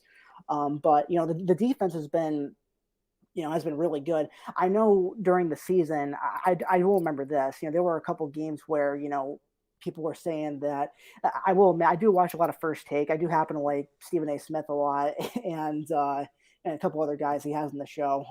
And they kept on talking about the Rams, how they couldn't stop the run some games, and they definitely, I think, have definitely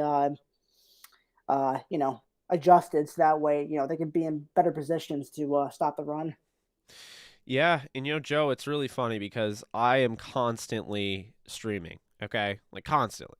And I have all week asked anyone in the stream, I think it was just brought up, there's some really nice fans that like the 49ers that have followed my channel all year.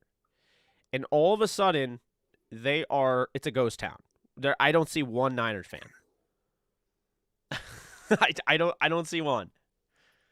I think I saw one earlier. I mean, I went on his show, so I saw him, but I don't see one at the moment in the comment section. Because you can't talk smack if you lose, and you get punched in the face. So, the Niners lost, and now I want to ask you, as somebody that's not a fan of either team, although I do kind of feel like you had a little bit of a lean towards the Rams, if I'm not mistaken. Sounds like you're rooting for Stafford to win a Super Bowl. But, when I look at this, and you being, kind of not having a dog in the fight, so to speak, you said Nick Scott. So now you have, the fan that may not be a Rams fan is starting to pick up on Nick Scott. Okay. You look at this game and everything that went into it and the 0-6. Do you care?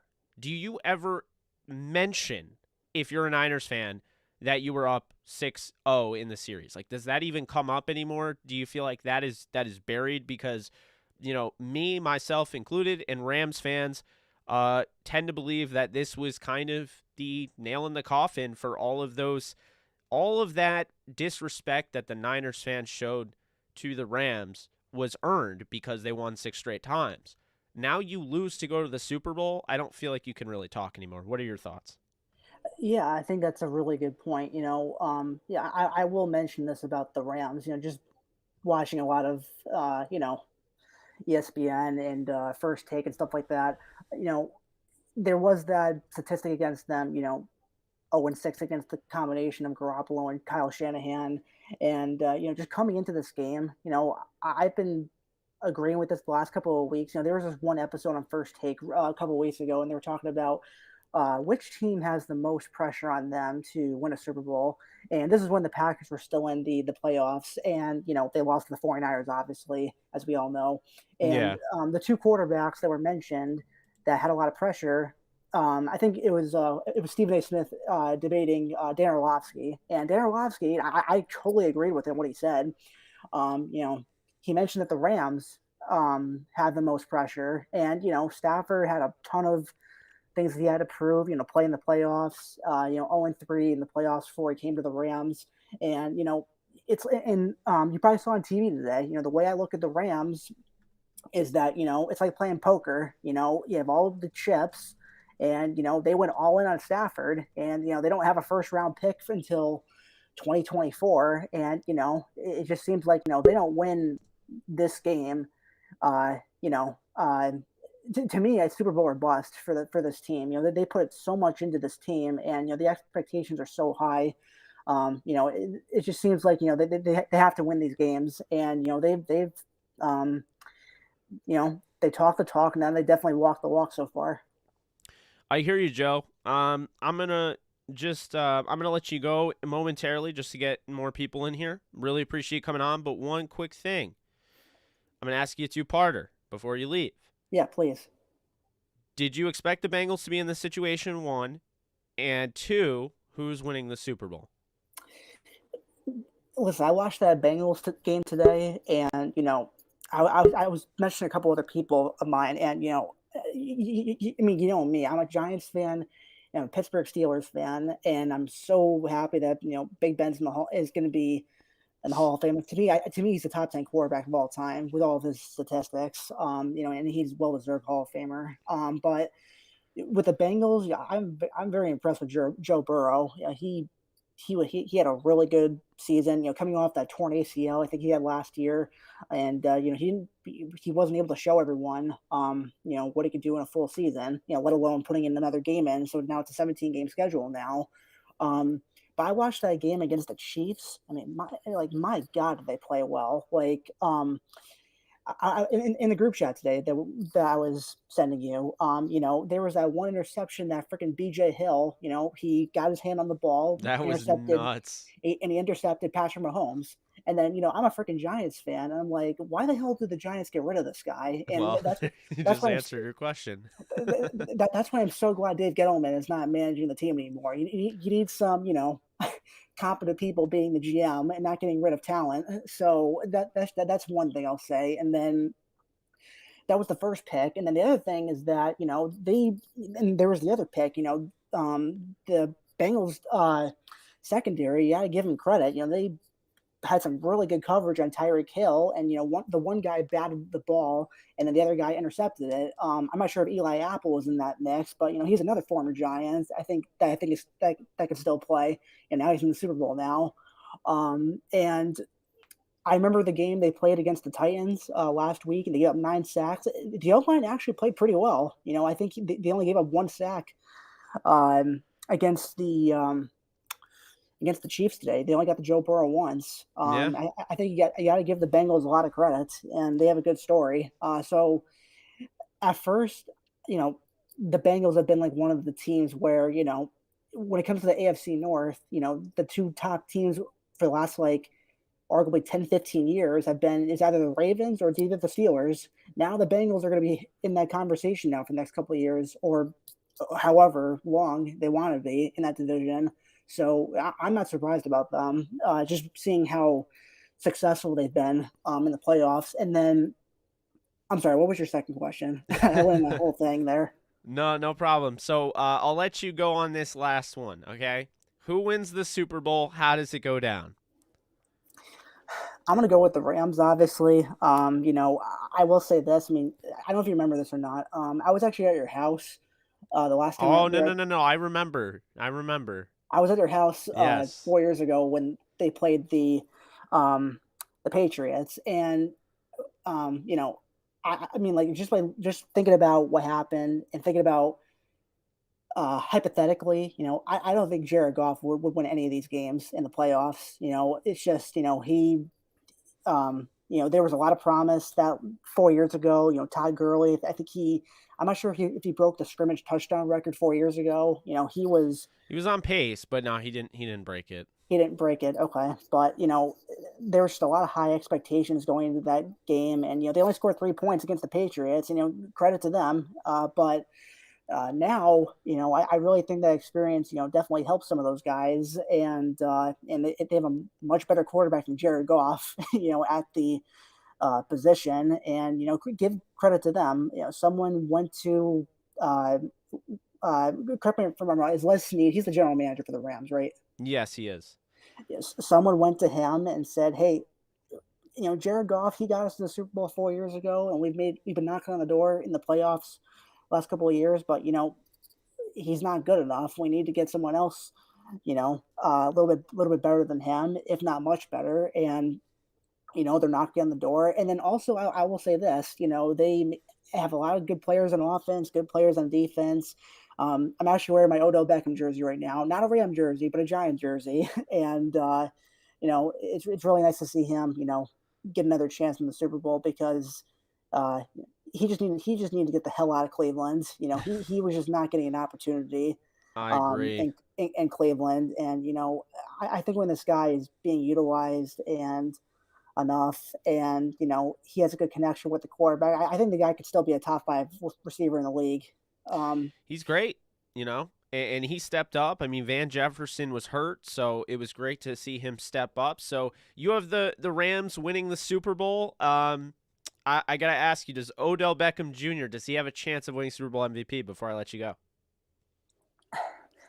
He definitely could. You know, it's just a lot of guys he has to compete with. You know, if it was the Giants in the Super Bowl, you know, absolutely. Because, like, you know, I remember when the Giants, if we're looking at this from a fantasy perspective, Eli Manning, he's a Hall of Fame quarterback. You know, people, despite saying that, you know, he's a 500 quarterback his whole career and comparing his stats to everyone, but, you know, with Odell, you know, he kind of reminds me of Deebo Samuel. You know, when he caught the ball with the Giants, you know, he was probably the leader in YAC for a couple of years when he was with the Giants. So, you know, you never know. It could be him, Cooper Kupp, Matthew Stafford.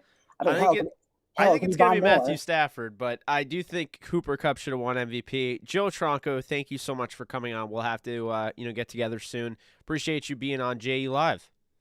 Hey, thanks for having me. I'll talk to you soon. Absolutely. Take care, buddy. Take care. All right, we bring in NFC West Warzone. How's it going, man? How's it going, man? I'm a Rams admin on the NFC Warzone Facebook page, so we do a lot of trash talk between, you know, the division stuff.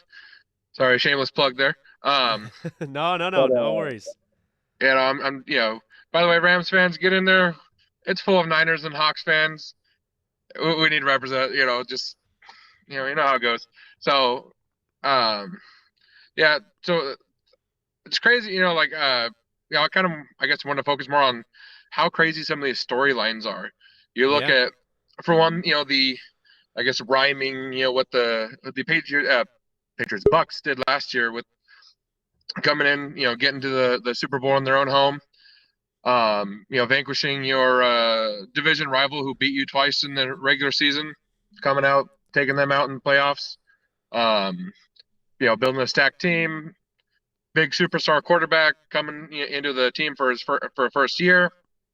Then you look at, I mean, guys like Odell. I mean, he was a rather unlikable guy around, you know, as far as public opinion for a while. So he comes over and puts all the diva, you know, I guess misconceptions, whatever you call it, the concept, you know, everybody's conception of, you know, everybody's, what's the word I'm looking for? You know, misconceptions about him.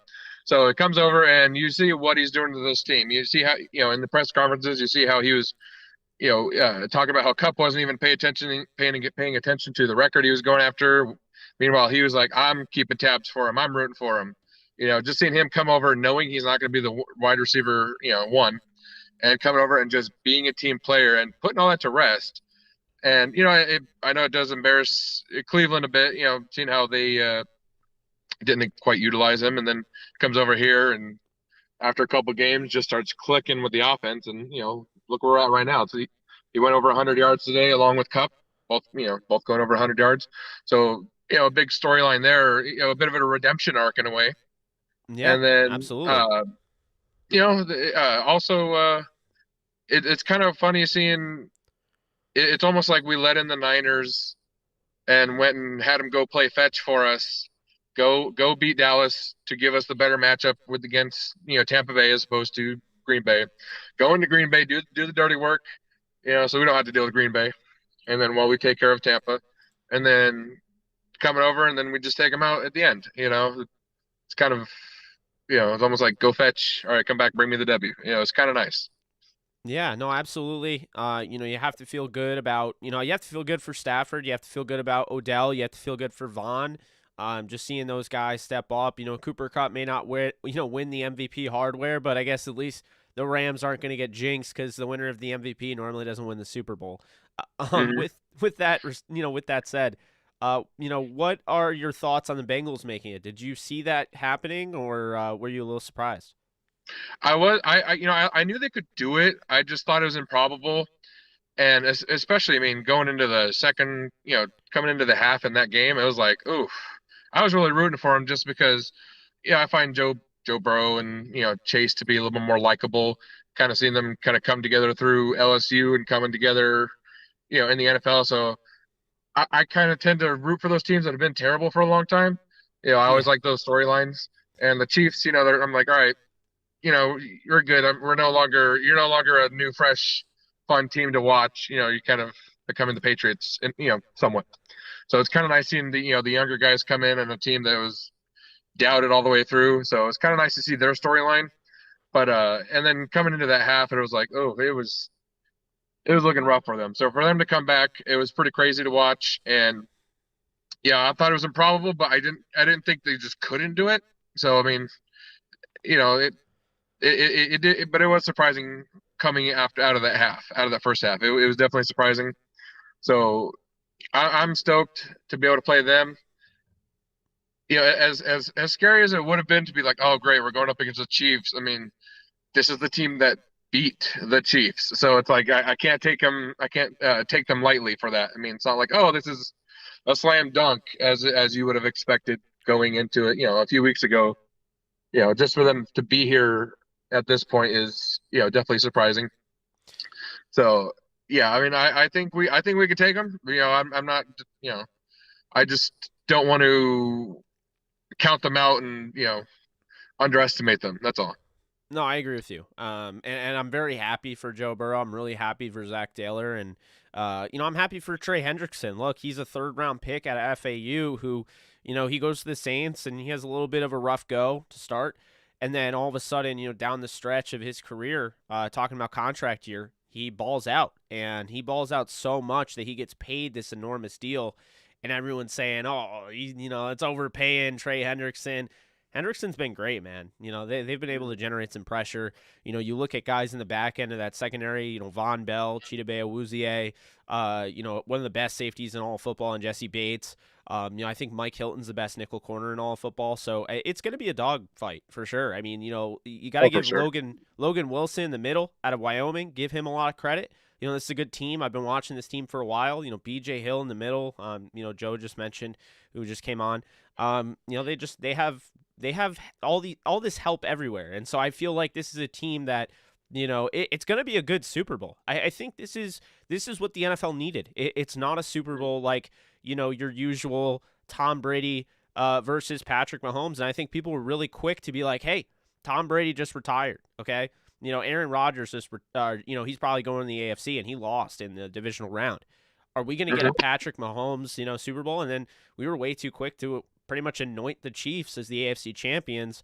It just came back down to the fact that they're just not – their offense is very one-dimensional. They don't run the ball nearly enough. They go for the big play. In overtime, there's no reason to be throwing deep down the field like that to trap, to 5'10", 5'9", Tyreek Hill, in double coverage. So, I think at the end of the day, the best teams in the moment won. The Bengals stuck with it. They played in hostile territory.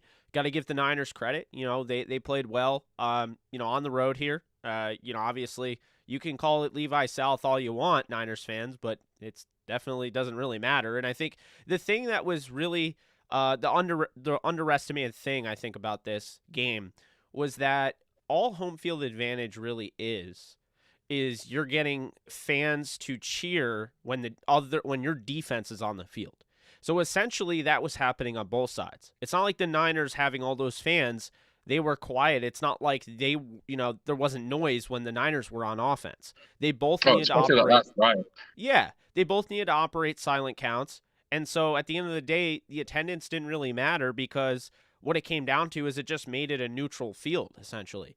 Because there's just people yelling constantly. It was just so loud. So, at least that's what I could see on the broadcast. So I feel that. But I'm going to ask you before we're, one final question. Really thank you for joining the table here. A lot of fun talking to everybody, but, just trying to keep this moving along. I can't believe we're streaming over 2 hours and 10 minutes. But final question for you. So it sounds like you think the Rams are going to win the Super Bowl. How do you think this is going to go down? Like, what are the keys to this game? What should we be worried about on the Bengals side? What should Bengals fans be worried about on the Rams side? I think what we should be worried about, definitely, of course, that connection, that Burrow and Chase connection. I mean, always lethal. But one thing I do like is how we'll match up against their O line. I mean, their O line's rather weak. So I mean, having Donald, Von Miller, just I guess that goes unsaid. I mean, just how they perform, and you throw in Leonard Floyd floating around there. I mean, I think that'll be a pretty key element to the game. You throw in, establishing that run early, just like our usual bread and butter. Establish the run early, unlock the play action game, and then just beat them over the top. We have OBJ and Cup. Hopefully, I mean the fact that Higbee was out, but they didn't really report on that for quite a while. So I'm wondering if that just maybe meant that they were kind of going back and forth on whether to bring him out or not. So I mean that kind of hope if I'm reading that right, hopefully that just means that he was just a little too banged up for the moment. For them to make a decision to bring him out, to keep him out. So maybe he'll be back next week. That'll be a big help. But I mean, even in his absence, Kendall Blanton was, he was a stud tonight. He stepped up. That was really nice to see. Somebody out of the second string coming in, and especially after that touchdown last week, it was kind of nice to see an unsung hero come in and ball out. But no, definitely, I think that those are the keys. It's kind of as usual with our team. And then they're and also keeping Mixon. We don't have to sell out to stop the run like we did today. As far as it doesn't need to be all out, just selling out to stop that run under at all costs. So, but that's not to underestimate Mixon. Mixon's also a stud running back, but they're just a little bit more of a passing team, I think. So that should help us because we have Jalen Ramsey, and I'm kind of waiting for Darius Williams to come back, and play like he did against the Seahawks in the division playoffs last year. Unfortunately, I think we're a little further away from that, and we're leaning more towards probably not bringing him back, but trying to keep it obviously positive on this channel. They just punched the ticket to go to the Super Bowl. Hey man, thank you so much for joining. Really do appreciate it. We're gonna try to do more of this, so we'll try to get you on again soon. Absolutely. Have a good one. See you next time. You too. Take care. Bye. All right. Rusty Productions has waited a while. Okay. This is a long laundry list of people. A lot of talking. Rusty, welcome to JE Live. We are live, and I'm happy to have you on. We'll see. I don't know if... Oh, you're muted. Oh, okay. We'll probably have Rusty back in a little bit. Does anyone else want to come on? I know it's getting late. It's almost midnight on the East Coast. I understand people probably have to go to work. Rusty's back. I can hear you now. What's up, Rusty? All right. I just got to say, I got to give my credit to all the Ram family, you especially. Appreciate I was it, so man. lucky to find you in 2019, and holy shit, it's been an amazing ride from the Discord to everyone, every single member. But I gotta give a huge shout out to my boy Nolan. Never lost his optimism, and I also love my brothers in the Discord. Yeah, we all like to shit on each other. I'm not gonna lie to you, I was down in the dumps in in the third quarter. I was like, crap. I think that's normal because the third quarter, it was starting to feel like, oh no. You know what I mean? It really was. When Kittle caught that touchdown.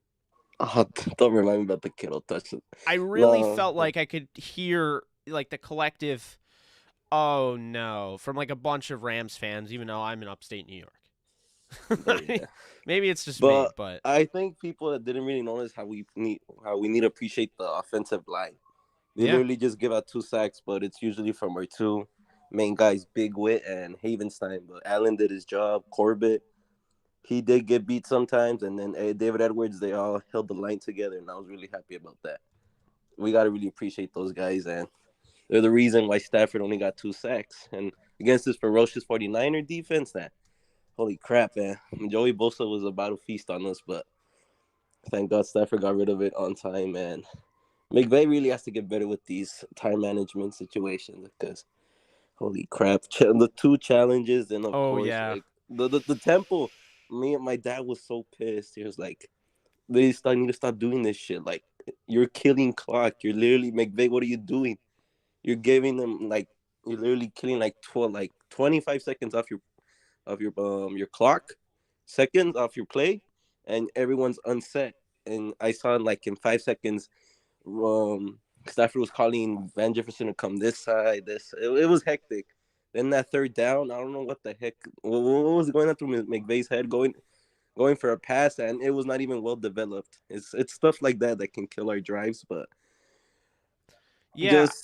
Well, you're talking about the Sony Michel screen pass, right? Yes. Yeah, to me, I feel like, Sony Michel really hasn't done anything in the receiving game. So I just felt like, to me, that was just whatever. You're doing that. You're going to kick the field goal. You're playing for the field goal. You ran some time off. You feel good about it.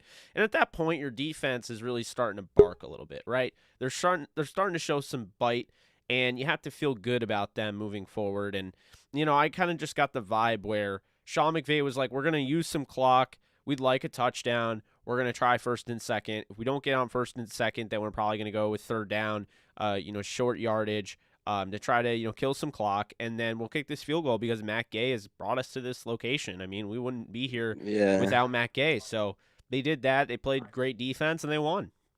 Yeah, McVay really has to someone has to get on McVay's case because he cannot be doing that. He cannot be having all these mix-ups, and he got lucky. Let's be honest, he got lucky. Stafford did his job, everyone did their job. Just McVay really, he choked in the second half. It was so frustrating, but it's a team game. It's not all on one person. Everyone had a hand on it. But that AD, the last play, it felt like something out of like an anime, like sort of like something perfect, like Goku-ish. Like when Goku was fighting Jiren, and like he was unlocking Ultra Instinct then. And just the dagger, and I was like, and I didn't see Howard, and Howard just sealed it, and oh my god, I don't understand why we never played Howard since the beginning. He's such a big factor for us. Yeah, Howard really has just stepped up, and he has that skill set that you have in a defensive back that is just so impressive, and if you can translate that to a linebacker, you have a guy that's similar to Mark Barron, but I think moves better than Mark Barron. 100%. Yes, 100%, and I feel you. He should be out there. I'm hoping this is kind of the punch in the gut. Like, okay, start using him. Stop it. You don't mess it. So, no, I agree with that. I don't know. I would give a lot of credit to Sean McVay because I'll tell you right now. We really have to get on the cases of D. Will because, oh my god. Well, yeah. No, I agree with D. that. Will and Troy Reader, those guys were like so frustrating to watch. They were either gonna live, they were the double-edged swords. We're gonna win by them or die by them. Yeah, like, Reader was like, oh my god, what are you doing? Like, you can't even make the tackle. He did play very well the last 2 games, so I hear you though. Darius Williams down the stretch has struggled. It's pretty frustrating because he has so much potential, yet he can't make those big plays. But why am I worried about them if we really have our very good defensive front? AD, Ashawn Robinson, oh my god. No, I hear you there, Rusty. Before I let you go, because I gotta bring Boofy on. Who's winning the Super Bowl and how's it going down? All right, Rams are winning it, long shot. I promise you, it's gonna be an ugly game. Really, Knowing McVay, he might not learn from this. He may, but we said that about the Buccaneers game, man. Look how that turned out. Then look how today turned out. It might be that type of ugly game, but as long as we get to Joe Burrow, but he can make a lot of amazing moves. If he was able to do that against a really hot offensive power in the Chiefs and their defense, which was pretty potent, but hey, if Joe Burrow gets the time, he's gonna make us pay. But we just gotta really focus on the defensive side, and we gotta focus on the secondary because Jalen Ramsey can't be having those games where an easy interception. He had it, but he jumped in a little bit too early. No, I hear you, man. Yeah, so I think it's gonna be on the defense and the offense. I feel like the Rams are gonna get like 2 takeaways, but it's all depending on how we play. And yeah, I've been giving a lot of crap to Raheem Morris, but I'm just happy he's able to help us right now. And yeah, Rams are gonna win. I'll give it a nice 47 to like 37. Because I feel 47 like to Stafford's gonna put 37. his A game. A game for sure. Those Stafford's are gonna try. fireworks, man. Yeah, we're gonna run out of fireworks. Hey, man. Well, if that's the type of game, I wouldn't. I'd be shocked if the defense really struggled that much. But I think it would be a lot of fun. I think everyone at home would enjoy it. Thank you so much for coming on, Rusty. We'll look Hey, forward to. no problem, Jake. Thank you so much. Absolutely. You take care. You too. Thanks. Boofy, how we doing? What's up, man? How's it going, bro? It's going, man. And Can you hear I me? don't mean in a bad way. I can hear you. Everyone can hear you. You are live on JE Live. Tell me, guide me through your thoughts throughout this game in the best suitable for work way. Yeah, I'm at work right now. Speaking of that, but there we go. So, you know me, bro. Like I like to troll in the Discord. Yeah. So I'm there like, oh, GG, see y'all next year, blah blah blah, bro. It wasn't until that second Cooper Cup touchdown where I was just like, okay, we got this. Like we can do this. Man, my coworkers there, like I showed them my hands. I was like just shaking. But it was just a tough game. And then when I saw the hit on Debo, I was like, oh my God, he's out. But then he came back in. And he torched us for 40 yards for a touchdown. And then we couldn't stop a slant. We couldn't stop any slants for some reason. Oh, D Will's giving up big plays. He's trying. Don't be so hard on D Will, because when he's making those tackles, he's trying to go for the ball, right? So that's something that you got to notice. He's trying to go for the ball, try to reach for it, and he's trying to make a play, but it's not really the play. It's just like, dude, wrap him up. Yeah, no, I feel that. But then the last, like, you're wondering, okay, so they got 3 timeouts or 1 timeout left, right? Yeah. Going into the last, minute and 40 seconds, whatever it may be. And then the defense just made play. And then it was just like Aaron Donald on the last play is like a monster. The last 2 drives for the 49ers, Aaron Donald is – we're so blessed to have him. Oh. And I pray to God we win the Super Bowl. He needs a rushing touchdown, Boofy. Can we all agree? If we're at the 1-yard line, put him in. Yes, put him at fullback. Give him a rushing TD, man, and we're good. We're golden. Yeah, I mean, I feel like the energy level. I don't like. Here's the thing: Aaron Donald wants this. I don't know if Sean McVay would ever allow this, but I kind of feel like it's going to happen, right? And when it does, think about he scores this touchdown. Just how much juice he would have going back, because when they kick the ball away, he's going to be back on defense. That dude is going to be amped. Yeah. I want to see it. Amped up. I think the whole defense would be amped, man. Like, yeah. It's Aaron Donald. How could you not be hyped for the guy? And he's never scored a touchdown before. So if he scored in the Super Bowl, Yeah. I actually like that trick play. It could still isn't happen. Michelle is going up. Gets the ball before he flicks it back to Stafford. You know what I'm saying? Not really, because you turned into a robot just now. Oh, I'm sorry. No, you're good. I mean, that's not your fault. I'm in a bad room. Yeah. Yeah. But that trick play was awesome. And more creativity from McVay would definitely help. He's got to kind of humble himself. He is careless with the timeout message. He's like, remember, he had those timeout problems. I mean, you sound like R2D2 right now, but I can kind of hear what you're saying. Man, I gotta move. I gotta get out of here. Let's get a better signal.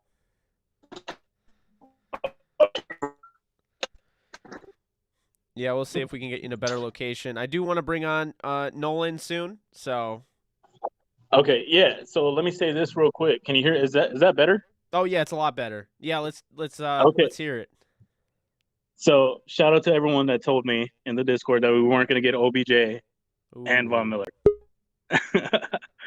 So that's it. And then if I could do my Super Bowl prediction, I got the Rams. Go right ahead. I got the Rams. I'm not going to go 47-37, but let's do 35. No. Let's do 31. 31-20. 31-20. 31-20 Rams. Yeah. You heard it here first from Boofy. Not how we doing. I'm letting you go. So it's been a while, man. Give me a break. 2.5 hours of streaming. Hey, thank you so much for coming on. I will see you in the Discord, and we will be doing this more. So you take care and enjoy the win tonight. Yeah, man. God bless. Absolutely. Take care, man. Nolan, you are live on JE Live with yours truly. How the hell are you, my friend? I can't hear you if you're talking. I did love that hit on Debo. I absolutely agree with you, Steve. Oh. Nolan, you there?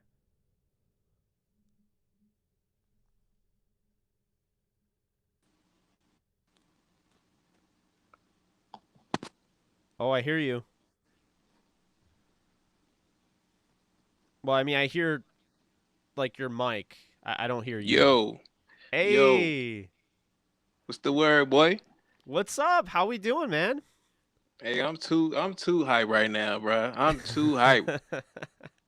I've been hyped since AD got that half sack and that pick. I've been hyped since that moment, bro.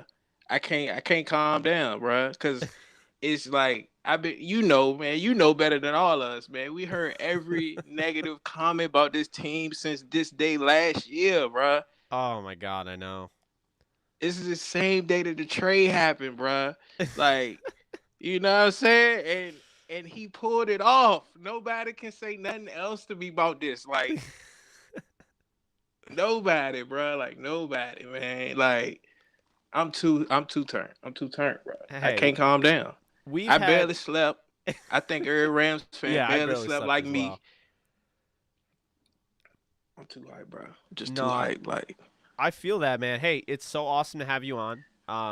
You're obviously, one of the best in my community, and I can't thank you enough for doing what you do. Those of you who don't know, Shot by Nolan, he does a great job of moderating the channel. I get a lot of what do you want to call them? Say it right now for everyone that you've typed out many times. What do you call those people? Oh, the Crayola eating enthusiasts, or the crayon eaters. Either way, y'all can run with it. You know, that's the lingo around here. So yeah, I mean, they probably listening right now, man, too. Like, I know they're sitting there with that one kid who it's that, you know where I'm going with this, the GIF where he's at the table and he goes like all, he throws a fit. They're like that's Niners fans right now. Oh my God! And the Stafford haters. They doing the same thing. They doing the same thing. I hear you, man. It's funny because we've had so many conversations about this, and it was all. Actually, let me just bring up the tweet that I'm about to send back out because I remember I bookmarked a tweet that I had put out, and let me see if I can find it. I'm gonna read it to you before I do. Okay, I wrote this on November 16th. You ready for this? Go ahead. I just put in quotes. So quote, in quote, each line. They're soft. They are too focused on the press clippings. They are all about popularity. Told you OBJ was a cancer. They are 0-2 since they got Von Miller. Matthew Stafford can't win big games. The Rams have been exposed. They aren't beating Green Bay. No Super Bowl. That's all of them. That's literally all of them. Like, it's the laundry list, man. And you know what's so crazy when they talk about what I'm favoriting and retweeting that. Everybody might be pissed on the timeline. Oh man! Like like it's so wild because the first 3 of those is false. Like Oh, this I know. team, this team don't even play to the popularity. It's like, oh, I joked about this. I said, you know what? Cup would get more love if he had TikTok dances. If he danced on TikTok more, they'd be like, yeah, Cup's the MVP. He's clearly the MVP. Oh, But yeah. the fact he don't do that, they act like, well, you know, the slide. And I mean, you know, he benefit from this. It's McVay's scheme. It ain't really him. So it's like all that stuff. It be like, fam, where do y'all be pulling this from? Like, and this My team don't God. have no off the field things going No. on for the B in LA. They don't have none of that. No, you're So right. it's like, how do y'all paint them like this like they like these they make them the villains and they really ain't. It's like, fam, I how know, we doing it's so this? funny. Well, it's been that way since the Greatest Show on Turf days, because no one could be happy for the Rams of the Greatest Show on Turf. They were unstoppable, and everyone was jealous, so they rooted against them in the Super Bowl against the Patriots, and they had no idea what they were rooting for. It's like rooting for Thanos to get the. Well, I guess some people believe Thanos was right, but it's like rooting for Thanos to get all of the stones so he could snap half of humanity. Like, why are You're right. Why are you rooting for the antagonist? Like, yeah, you want Gamora to die? Like, you want this to happen? Like, Yeah, what did like, Gamora what? do to you? Like, what's going on with you, bro? Like, what's wrong with your spirit, bro? Like, anybody, I just, and man, bro, like, it's like, I swear, bro, because in November, everybody folded. Everybody folded on this team. Everybody was like, see, they was frauds. We didn't. They gave. Oh yeah, you know, we was riding no matter what. Yeah. We was trying to keep everybody calm because, you know, Rams fans gonna panic. That's what they gonna do. So they gonna panic no matter what. And they was panicking in November. I read the comments and the live streams and the comment sections. They was panicking on your channel, Pay Your channel, Rams House channel, Rams House TV channel, Trent's channel. Like, everybody was like, yeah, I don't think we got it. Like, it ain't our year. Like, they was tapping out. They was like, the Cardinals got it. It's their year. Like, I remember all that. And I'm looking like, hold on, bro. Hold on, bro. It ain't over yet. How many times did you and I say Kyler has a chance to be very good in this league, right? We're giving him his props. He's playing well. But Kyler's never been in a playoff game before. Like, Cliff Kingsbury had never been in the playoffs before. We didn't know how it was going to automatically translate. trust Cliff? You automatically trust Cliff already? Like, off what? Like, I'm like, when they was giving him the coach of the year talk, I'm like, what world am I in? Like, what is this? Because I don't like this. The Andre Dawson commercial where he gets lost in the ivy at Wrigley Field. Like, what year is this? It's exactly what it is. Like, oh man, it's Twilight Zone. Every time, bro, like every time I would see you know, a segment on any of the shows, all that, I already knew what it was. I was like, and you know, I got friends, they know I'm a Rams fan, they know I go hard for them. So, you know, they send me that stuff because I don't really watch it. I try not to even get that stuff no clicks. I know. You know, so they send it to me like, bro, look what they talking about. I'm like, fam, it come with it, bro. Like, what you want me to say, man? I said, bro, they've been mad since the trade. I keep telling y'all that. They pulled the trade off when everybody said it was impossible. And they've been in denial since. They be like, see, when they lost the bowl and then 2019 happened, they said the window was closed. They're going to be in purgatory, salary cap hell, you know, all the lines that they still use. I just seen yesterday on Twitter, it was a Dallas guy like, yo, Rams ain't got no cap. They're gonna lose tomorrow because they can't be Shanahan. They can't be Jimmy. They're gonna lose tomorrow, and then they're gonna be the worst team in the division next season. Like that talk, and I'm like, bro, you don't even know if your coach is gonna be there next year. Like, why are you talking so loud?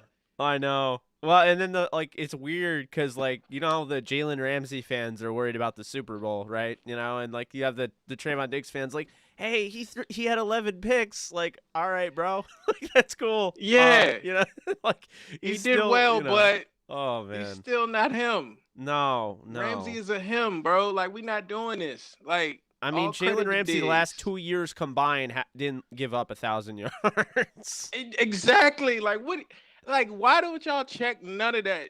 Like y'all just say things. Like y'all see PPF grades and then just run off the deep end. It's like Oh, I because know. he got a bunch of posts from them, so it was like it confirmed that he was the best cornerback or something. It's like why did y'all leave Alexander so quick? Because he used to be the one everybody brought up. Yeah. When you bring up Ramsey, And they he to ran me from is that number like, two. no, it's Diggs. Yeah. Yeah, I'm with that. Yeah, I give think him that. Jair's awesome, but he's not. Ramsey, you have to understand, the only one that's comparable to Ramsey is the one that's also doing what Ramsey does. I mean, not now because he's on the couch, but it's Derwin James. And Nolan, I'm going to ask you this because I'm very curious. There was some buzz about it, and Ramsey kind of pushed back and didn't want to get fined, obviously, or get anybody in trouble for what's the word? The stupid tampering, right? We always make fun of that. Yeah. So, what are your thoughts though? Could Derwin James be a Ram as early as next year or the year after? We got Leslie one, he's gonna do something. He's gonna do something. So if he gets an inkling that Derwin has some interest of coming this way, you already know he's gonna be on the phone. But if Ramsey gets his way, who knows, man? Because if you would have told me that in November Vaughn and OBJ would be in the horns, I would be like, how? That don't even make sense. I was like, how are we getting them? Even though I wanted Von Miller for a minute. Like, I wish I had like my fam on this line right there. They'll tell you, I was like, man, we got to get Von Miller some kind of way. I kept saying it. They was like, bro, how y'all gonna get Von Miller? Y'all already got AD. Why you need Von Miller? I was like, no, we need Von Miller. I want Von Miller on this team. And they used to be like, he's not leaving Denver. It's no way. Like, it's Von Miller. I'm like, all right, bro, watch. And I hear it's you. so funny because when on my IG stories, right, when Deshaun had left, when he wanted to leave, and he got waived, I put on my stories, I said, I wonder what Von Miller and OBJ is doing. And everybody was like, fam, you still on that? And now you throwing OBJ in it? I'm like, why not? Why not? Why we can't get him? And then when it happened, everybody hit my DM like, what do you be knowing about your team? Because there's no way you predicted it. I was like, fam, I didn't even think it was going to happen. I just threw it in the air. I just be saying stuff that I won't happen. But Derwin, if Ramsey gets his way, I can see Ramsey talking to him like, yo, you see what we doing over here? You ain't got to go far. It's across the hallway, for real. You might love Stanley, but look what we doing. Look what we doing over here. Like, come chase this ring, just like Vaughn to OBJ. Let's chase this ring. So I can see it. I can see it. If things line up in a certain way, it may happen. Anything's possible now. Just the way they managed to pull the things off this year. I think anything's possible. Like, just knowing Snead, man. Oh, Snead yeah. just be. Well, he's playing like NBA GM in a world where everybody is like, in their traditional 80s realm where they're like, I'll give you a 7th round pick in 2025 for him, but you know what I'm saying? I mean, come on, like, This will take us over the top in the future. Really? Like, how? Like, that's the thing. Like, the Rams trade away Kenny Young, and we all freaked out, right? Because we got nothing for him. Like, it was a bad trade, but we didn't realize what was to come. So you basically look at the Von Miller trade, and you're like, all right, they trade Kenny Young and some picks for Von Miller. Because when it happened, the Discord melted down that day. We were all shocked. We were like, what the? Yeah, I know. We were starting to really like Kenny Young, to be fair. Yeah, exactly. Like, we was feeling Kenny. We was like, all right, see what Kenny doing. Then a notification hit my phone. Like, is this true? Like, what? And then we hit in the Discord like, yo, what is happening? Right? What are they doing? And then we saw like you said, the picks we got. Baby, like, so after that, we started to really think about like, we gotta be getting Von Miller something back. Something has to be coming back. And then when it did, it was like, oh, this was a chess move. Okay, Yeah. Snead, you are a demon, sir. This is crazy. Like, demon. Yeah. Demon less, dog. For real. Man, I hear you. It's like, the Rams. You know how I would describe them? Have you seen like the Book of Boba Fett? I just started watching it. All right. So I'm not gonna spoil then, because there's I don't know if you got to episode 5, but I would say the Rams are Oh no. episode 5, and you can hit me Okay. back when you watch it, and you'll know what I mean. Okay. Okay. But they are. Let's just playing like he's moving it like he is in the NBA space, like. Yeah. And it's unconventional, and I be telling people, I'm like, they just don't do it like everybody else, bro. It's just not what they do. It's just not it. Like they tried to do it the other is way. like LeBron James right now. Like he's like, oh, yeah, I'll take him, and I'll take him, and I'll take him. Like, you know, I mean, that's it's literally what we're at right now. I mean, what superstar wouldn't want to play for a team that has Matthew Stafford right now at quarterback? What superstar wouldn't want to play on a team on the defensive side that's dealing with Aaron Donald, Jalen Ramsey, potentially Von Miller coming back, Leonard Floyd, you know, Ernest Jones? Like, what superstar wouldn't want to go there? Or the offensive side of the ball, where potentially OBJ comes back. You have Robert Woods, who will come back probably, I'd say, week 5, week 6 next year. Van Jefferson, Cooper Kupp, all right, let's just say it. This is the greatest receiving season of all time. No one will ever match this season. What he did is just unbelievable. He hasn't stopped. That's the crazy thing about it. Like, he's still, like, putting up buckets. Like, and I'm getting Texas during the game. I can't even sit down during the games, bro. These past 3. Like, I'm just, like, locked in. I hear you. So, my homies texted me, like, man, just get Cooper Kupp the MVP, bro. This ain't even real what we seeing. Like, and I can't respond at the time because I'm like, we are the W. I can't think about none of that right now. I don't care about that right now. Just get this W. No, I feel that. But yeah, like, and I, bruh, the confidence I had in them leading in, you know, we all talked about it. We all was excited once Stafford came here and we saw in the OTAs and everything how things were just building. And I kept telling people, I'm like, bruh, it's not gonna be how it was before. It's not gonna look like that. It's not gonna look like that.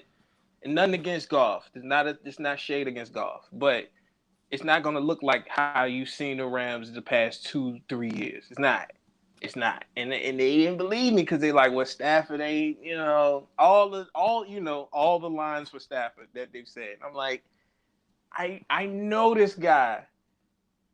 I give you this little tidbit, little fun fact. My partner, my homie, one of my bros, he's a Lions fan. He's from Detroit. And for years, I had to defend Stafford to him. Like, bro, it's not him, bro. I'm telling you, it's not him. He man. would not. Because we seen him in Georgia. I was like, bro, he's a stud, bro. Like, y'all got a stud. Y'all got to put something around him. He wanted, he wanted a lot of people like how we load up over here. He wanted that type of team over there for years. But yeah, no, absolutely. But then at some point he just was like, man, he was like, I don't see what you be saying about him, bro. Like, you be defending him so hard. I'm like, I'm telling you, bro, because I watched this guy. I watched it and I'm like, he should not be in this situation. It's not all him. And I'm like, he ain't perfect, but what QB is? You're not gonna get perfection at that position. This game got too many professionals in it, and things happen. So I'm not gonna kill him for. We know he a gunslinger, but it's like I'm gonna take that because I know at the end of the day he gonna give me 110. He gonna leave everything on the field. That's what I want as my QB. I don't care what else. So, and that's what I was paying to him for years. So when the trade happened, it was hilarious because we had talked like a couple months before the season. He was like, bruh, they got to move Stafford. I was like, fam, if they move Stafford. I'm all over that. I told him, I said, give me him right now. Take him. I want him for 5 years, Nolan. I want him for 5 freaking years. I told him, we'll take him right now. He was like, over. I was like, yes. He was like, y'all just went to the Super Bowl golf. I said, hey, look, trust me. I don't want to get into that, but it's more to that than that. It's not just him. I hear you, but it's more to it than that. And not to take away credit from golf, but I'm like, it's more to it than that. It was a gentleman named Todd Gurley in the backfield who was an MVP when he was in his prime. So I'm like, it's more to it than that, but we ain't gonna drag him. And I was like, but if y'all don't want him, I'll take him. Jokingly. And so when the trade happened, it was hilarious, dog, because everybody hit me like, yo, what bro saying? Because you know he can't stand Stafford. And he like, then he on your squad? Like, I said, I know, right? And we loaded. Oh, man. So no, I it's hear like- you. And he was like, yo, he would go to y'all out of everybody. I said, well, he wanted to come here. I ain't do it, bro. I ain't do it. But I'm glad we got him. So, but yeah, like, it's just like, man, I'm listening to, like, you know, everybody that has something to say about this dude. You know, Everything he did, every way, like, he held the football. Like, it was like, oh, Stafford's holding the football, not like someone who's going to win the Super Bowl. Or my like my favorite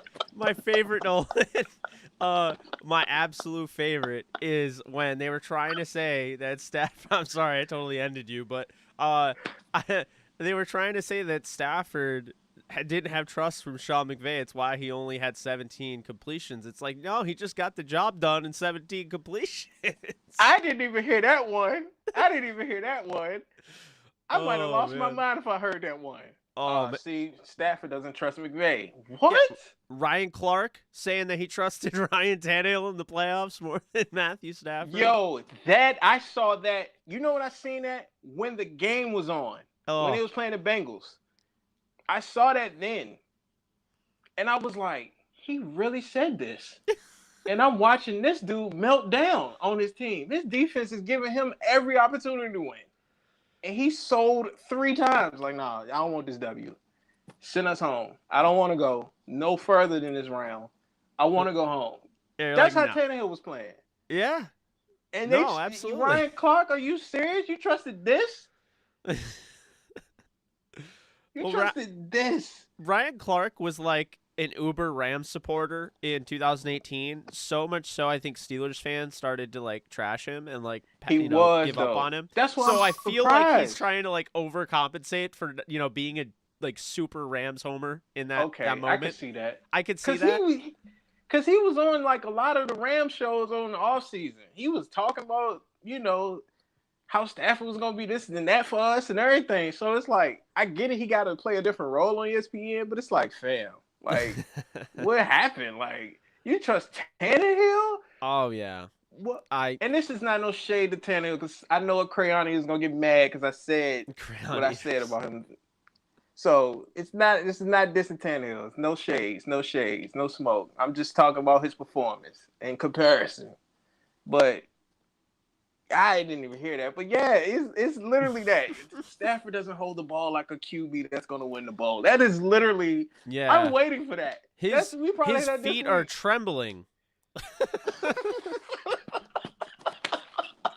Like, I mean, you know how he like steps in the pocket and he like bounces like he's Peyton Manning? I've literally seen people saying, "See, he's scared." Like, it's like, bruh, and you remember my Brady rant? But it's Tom Brady.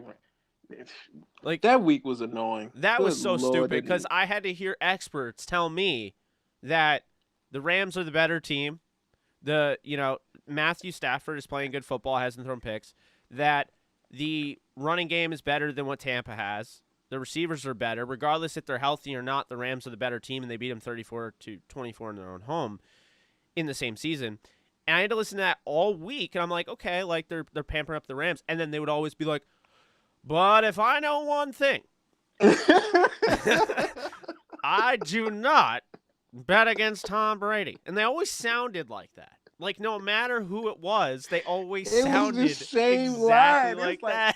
Is somebody reading a script of this? What is this? It's like that Fox News thing when they're like, this is a troubled time for our democracy. And there's literally a meme where all of the Fox News networks were saying the same all the shows said the same line. It's like, did y'all pass this out for this week? I know.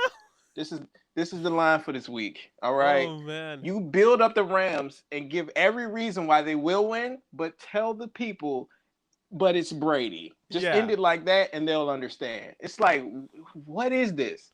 I've lived for 60 years, and the one thing that I've learned is you can't bet against Tom Brady. And then, like I said in the chat that day, it's $40. Why are y'all acting like y'all betting like 10 bands on Brady? It's not that much money, bro. Like, y'all are not putting up that much. Okay, you lost 40 when they played the Falcons. Got it. But I know. Stop. And let's be honest here. That Falcons Super Bowl, Brady put them in that position. Like his pick 6, his poor play. Yeah, he went looked off. Up, he looked off. But if Stafford, let's talk about that for a sec, because Brady was able to atone for his quote unquote sins, whereas if Stafford were in that moment, you'd hear, oh my God! See, I told you, he struggles in the big games and can't play them. Like tonight, Jared Goff would have won this game. Right, Jared Goff would have never let the Falcons get up out of his lead. Are you serious? Yeah. Have you watched the Miami game before? It's a lie. What are you talking about? Like, and there's no. Let me clarify too. This is no shade to Brady. Brady is Brady. We know what time it is. We just talking about how he's depicted when he's going against certain teams, especially this Rams team. It's always something else with this Rams team, and it's like, dude, we know Brady's Brady, bro. Everybody know what they got going up against them. We played him in the Super Bowl. We know what it is. We know we seen him in every Super Bowl half our lives. So we know who Brady is. We know who Belichick is. We're not doubting none of that. But give us some credit on our end. That's it. Just make it balanced, bro. Don't make it so lopsided. I get it. But and like you said, when you like the night, we watching the game, and Joe Buck is like, the Rams gave up 37 picks for Stafford, and right now he's not looking too hot under center. Then Aikman comes in, he started off a little hot, and now he's struggling a little bit. Seemed to cool off. He's got to get it together because it's like, fam. Oh my God! Let the game happen. What is it? What is this? I know, and the thing was 10-7. And everyone's panicking. It's like, okay, all right, this has got to stop. This has got to stop. Could you have written it any better? Stafford finally, and I've never seen a quarterback that has thrown so many interceptions to the point where, he throws the pick and the guy catches it. Because we've seen Brady drop. I mean, we've seen interceptions that would have ended the game for Tom Brady. He would have thrown a pick 6 in the overtime period or whatever. We've seen it in the postseason, and those are drops. But it seemed like every time Stafford had a bad throw, it was a drop. So it was ridiculous. But this time, he finally, for the gracious of God, had a dropped interception. And look, the first throw the first interception he had was not his fault. I mean, maybe, sure, they it's made not a play. It's not like the greatest situation. It's obviously lucky. It's something that's funny. I said to my father, we're watching the Bengals and Chiefs game. And, I think it was like when Burrow threw that pass and got tipped up in the air and you're like, oh no, and there's no one there. I was like, if this is the Niners, that'd be a pick. It's like, exactly. They're always in position for it, man. And it's ridiculous. It's crazy because I look at how anytime he throws one, it's instant. Like it's like Bleacher Report posted, ESPN posted it, fucking it's like BuzzFeed. You're like, all right, y'all don't even care about football. What is this? I know. What is this? I know. CNN. Stafford throws another one. CNN got one. Breaking news: Matthew Stafford has thrown another interception. Why did they give away these was many the picks better for this decision. Guy? You know what I'm saying? If they had golf, this wouldn't have happened. God. It's like, all right, I know. Bro, like TMZ is literally interviewing Matthew Stafford on the field. It's Harvey there. Yeah, Matthew, what were you thinking when you threw that interception? Oh, just trying to. Oh, yeah, you suck. Like, you know what I mean? Like, TMZ was throwing literally picks harassing and Kelly you don't Stafford. have any picks. You're throwing picks, Stafford, and you don't have any picks. Is that conflicting for you right now? Because you're only down 3 though, but is the pressure too much for you? Yeah, we're with TMZ. Yes, it's like no, exactly. I played in Detroit. It's constantly this. Like it's like I just can't wait to see people like, Well, Stafford has done a good job, but hold on a second. Joe Burrow is going to knock him off. And I'm like, what? Like, they're about to act like Joe Burrow is Joe Montana already. I next know, 2 and weeks. I love Joe Burrow. And no shade, because I like love Burrow. Jamar Chase is just I like awesome. these dudes. Like, they're such like a these likable opponent. I've never had such a likable opponent. I mean, I kind of like Green Bay. I like Rodgers. I know a lot of people don't like him because he shows his feet to people and other reasons. But, I like Rodgers, Yeah. And I like some of the guys there, and I like LaFleur. But, like, I really do not like the 49ers. I really don't care for the Chiefs. I'm tired of them. And to be honest with you, as much as I like Andy Reid and I like Patrick Mahomes, they deserve to lose. Because, you know what, I don't know if we've talked about it yet, but I was saying it earlier with someone on here. They lost that game because they have shown that they refuse to play a game that's not flashy. Like, they refuse. When they're at Arrowhead, they want to go with the deep ball. Hey, Nolan, how's the best way to win a game in overtime? Do you think methodically picking apart a defense, going down the field, and either kicking a field goal and giving them another opportunity to, obviously possess the football with that insurance of now they have to match 3 points, or, and maybe even score a touchdown on that drive? Or is it throwing a bomb downfield to a double-covered 5'9" receiver? The first one, option A, would suffice.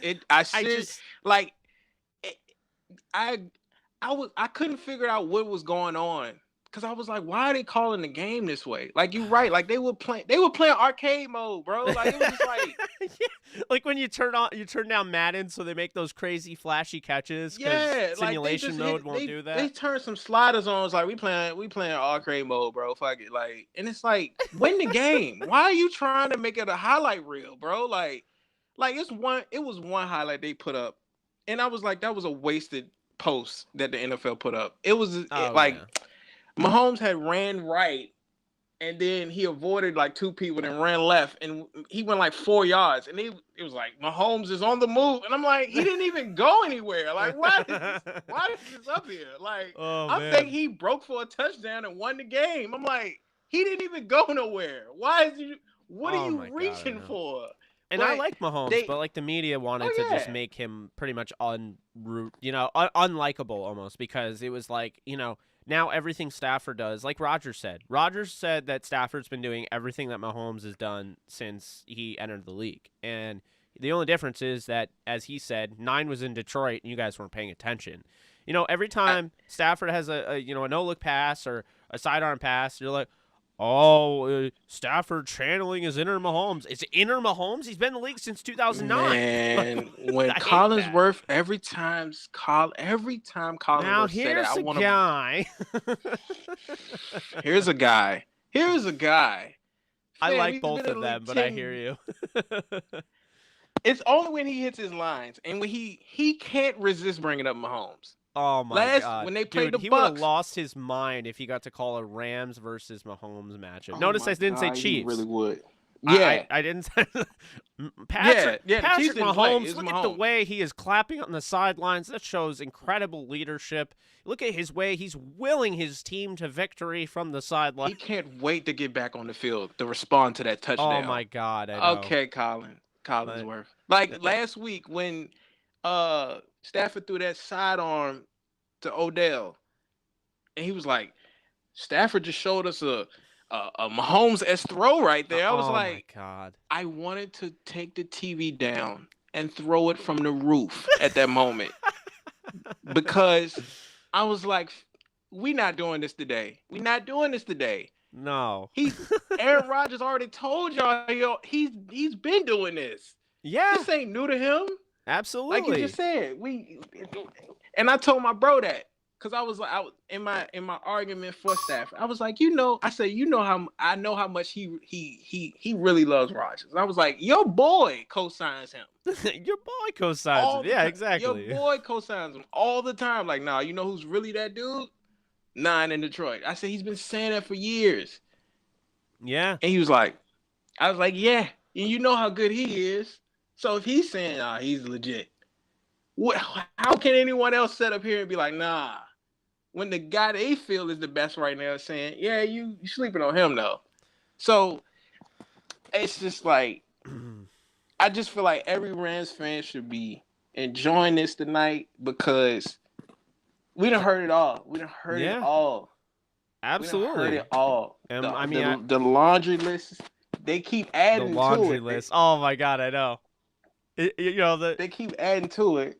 No, and you'll just be like, mind your own business, and then you see this guy in like a Garoppolo jersey come up to you with a giant scroll like, this is why Matthew Stafford isn't good, and I'm not accepting anything. Like, all right, bro. It's like it's the CVS receipt.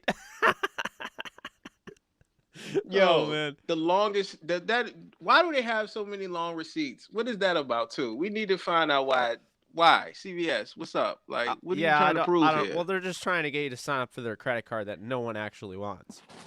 Yeah, definitely don't want that. Definitely don't. No, I don't need but I don't need a credit card for a drugstore. Thank you very much.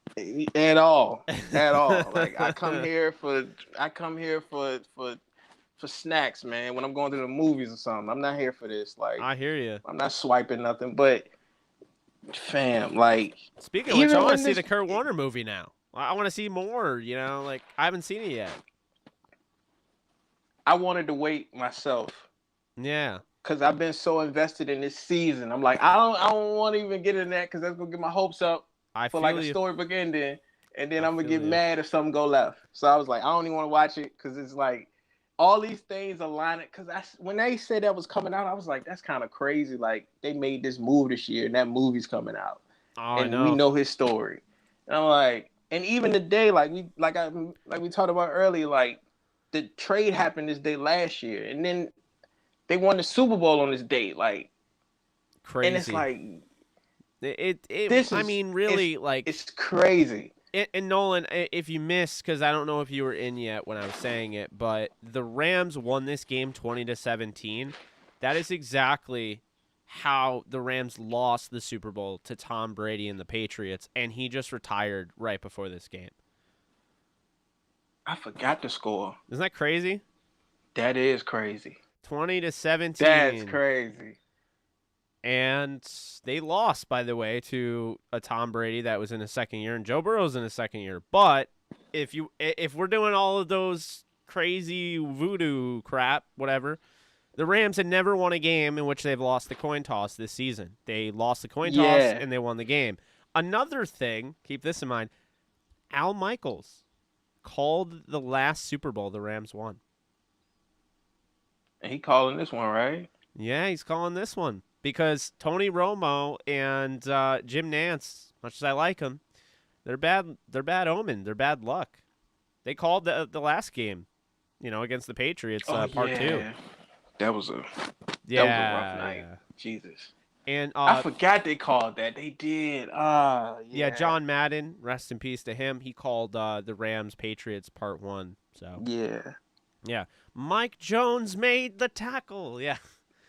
Someone just greatest line ever. The greatest line ever. And the Rams are gonna win the Super Bowl. Greatest the Rams line have ever. won the Super Bowl. I think that's what he said. Damn, like that, like all of that just had. That's why I couldn't sleep. Like just thinking about all of that, I was like, bro, like. Are you surprised? By the way, guess what? Breaking news: Skip Bayless. Now the Rams will be favored by 3 or 4 at home over the Bengals in the Super Bowl. Give me Joe Burrow over Matt Stafford. We know, Skip. We get it. Get it. Dude, Skip is so sad. Bad. He's so sad that the Rams knocked Tom Brady out of the NFL. Tom Brady doesn't even have the will to play anymore. He's just like, I'm done. And Skip Bayless is at home sobbing in his shrine for Tom Brady. So, I've been everywhere saying when they won, when Stafford threw that pass and Cup caught it and Matt Gay clinched that and iced the game with that kick, I was like, fam, Skip been throwing Mountain Dew cases all over his house since then. Every time that clip has popped up, he's lost his mind in his house. His wife is worried at this point. Skip wears a chain just like I do, although his is way more obnoxious. He probably snapped that chain in half by now. And know, it's already bad enough because his Cowboys got sent home in a crazy fashion. And so think about this. His whole postseason is he's down horrendous now. And then he has to go to work tomorrow, and he has to listen to Shannon Sharp. And Shannon Sharp is going to act a fool. Shannon Sharp's going to act a fool. Oh, my God. He's going to act a fool. You know how mad he got in week 3 when Shannon was running around the set like McVay? He was on fire. He was on fire with Shannon. Like Shannon's just gonna come into the thing and announce since like Tyler Higbee might not play, he's gonna be like, "Hell, I'm suiting up for the Rams." Yeah, right, right. Oh my God! I hope Tyler. Today. Yeah, I hope Higbee's okay. The knee definitely freaked me out. Yeah, what man? When I seen him going off on the sideline, I was like, "Nah, Higbee, bro, what is happening?" Like, I know. Because you know what? When it's in real time, it's like bad omens. You be like, "All right, okay." Oh yeah. Why Higbee out? Higbee out, and then they're like, "Yeah, well, Cam Akers shoulder and Van's knee." You're like, "Why is this happening all at once?" Yeah, and the bad omen of the Bengals winning.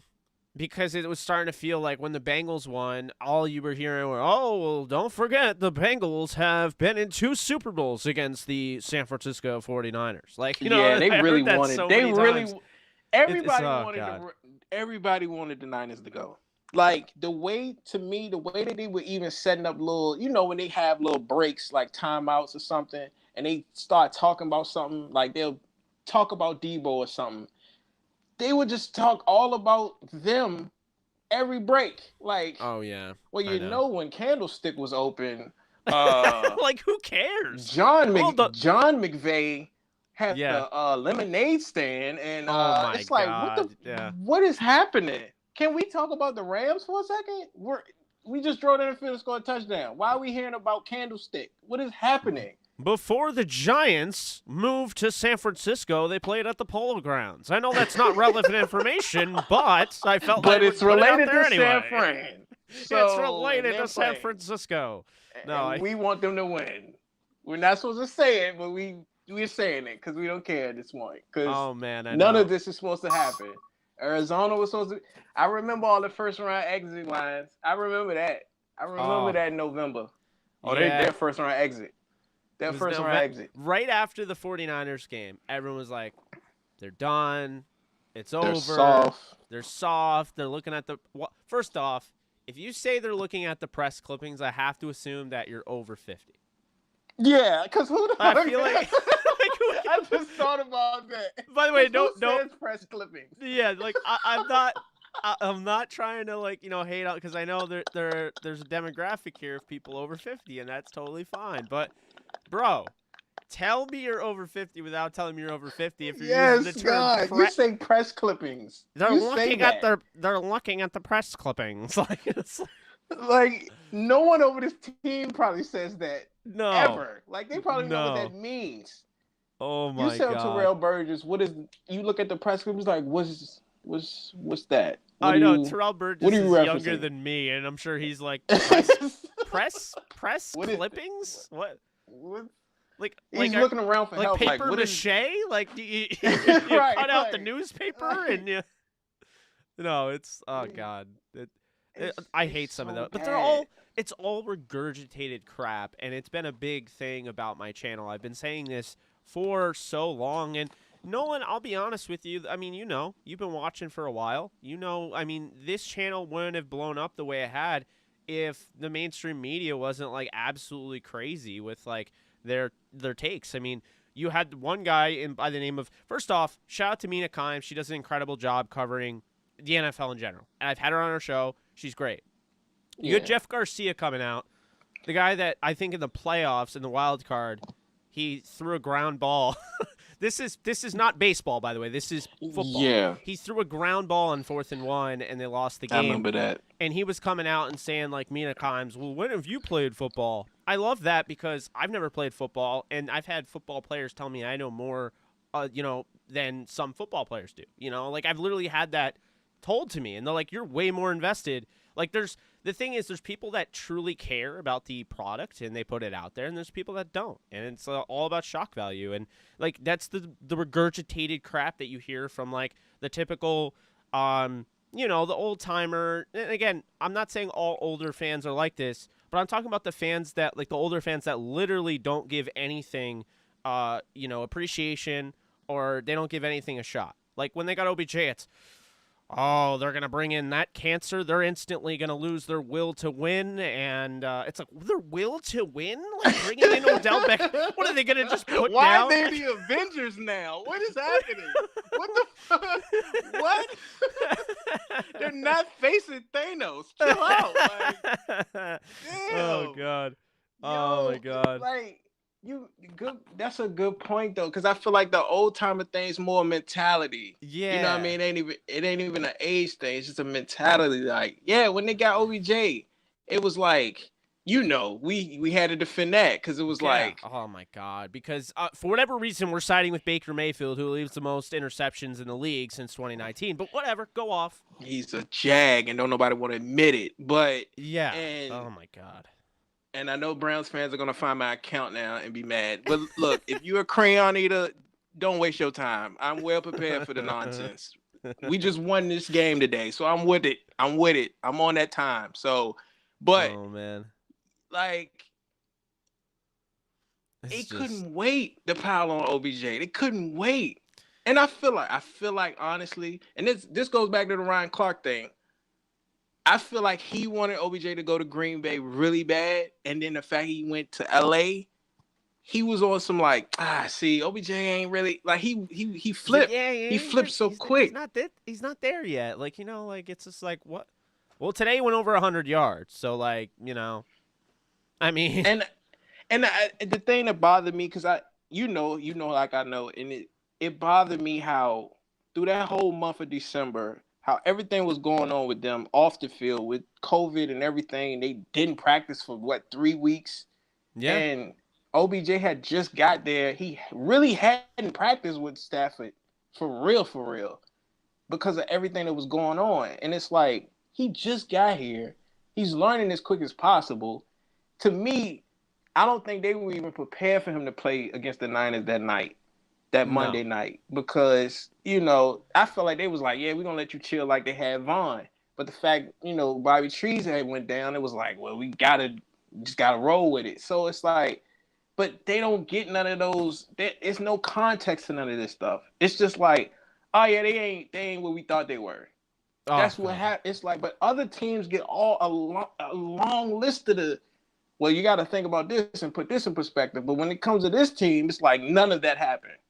None of that happened. Or you hear where everybody had COVID too, they had to deal with it too. It's like, everyone has injuries. It's like, yeah, but y'all never bring it up for the Rams ever. Yeah, exactly. And as soon as Tom Brady is not in the 100% situation, it's Tampa Bay doesn't have Chris Godwin, and Ryan Jensen's playing, but he's hurt. Like, all right, dude. Matthew Stafford's about 65% healthy right now. Like, if you want the God's honest truth, he probably has a sprained MCL from that.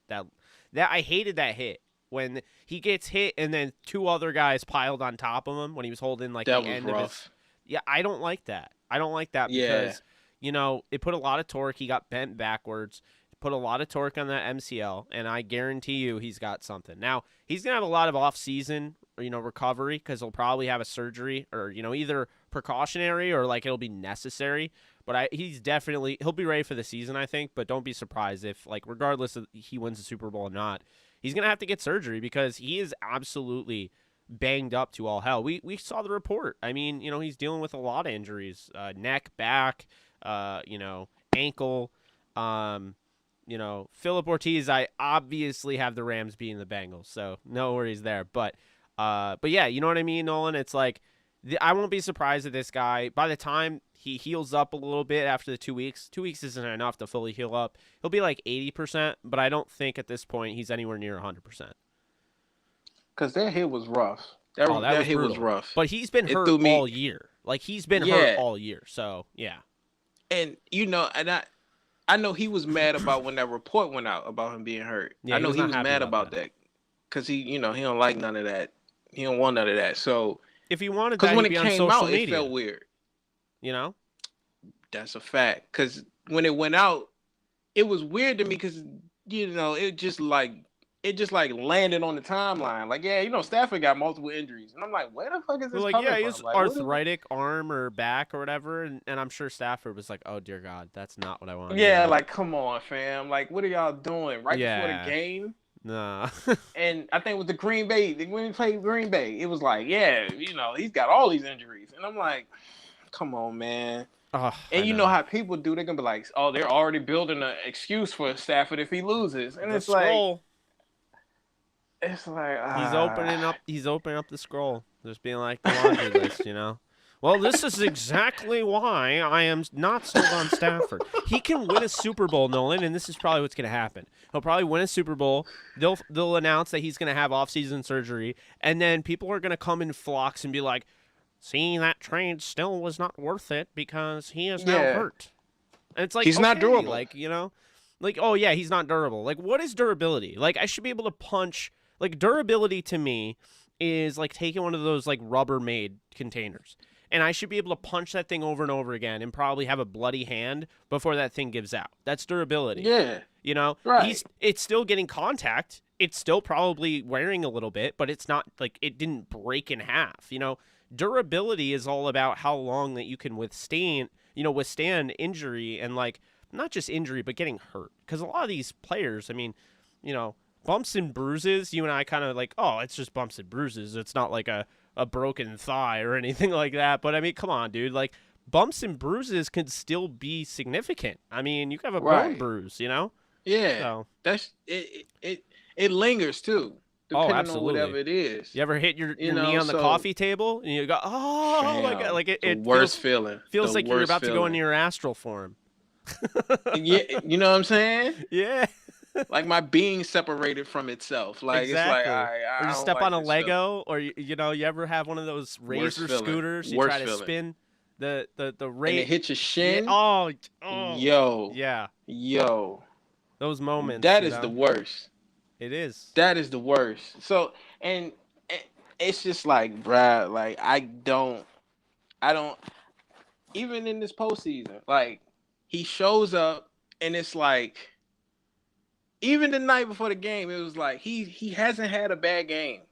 But they bring up the 49er game. It's like, oh, well, he had a whole month where, he threw a lot of picks. And it's like, I don't hear you doing this for nobody else. I know. When they had a bad streak. Because everyone had one. Mahomes started the year with a bad streak. I know. He got hot. You ain't hear no more about that bad streak. Exactly. After that. Exactly. And it's like, I get it. He's a fan favorite. I get it. He's like the face. I get it. But just give Stafford his credit. That's all I'm saying. And a lot of people just need to admit they were wrong. It'll be all right if they just admit that. We all get it wrong sometimes. And y'all all got it horribly wrong. Like Dan Orlovsky going on there saying, yo, all were wrong. He should have done that. He should have done that. He should have went on every show that whole day and did that. Not just on the Get Up and all. He should have went on every show. He should have been on Will Bond's show. He should have been around the horn. He should have been on every show and said, you're wrong. You were wrong. It didn't even matter if Stafford was a topic. Just bring it up. You were wrong. Yeah. You were wrong. Exactly. And I mean, I agree with that. You got to have accountability. What else is it? And that's my whole thing with the media, because I always go off about them because it's a way that they move and operate that I don't like with sports. And they do it to everybody in their own way. If it ain't Stafford, it's Lamar Jackson. If it ain't Lamar Jackson. Because I feel like soon they're going to flip on Burrow. I see it.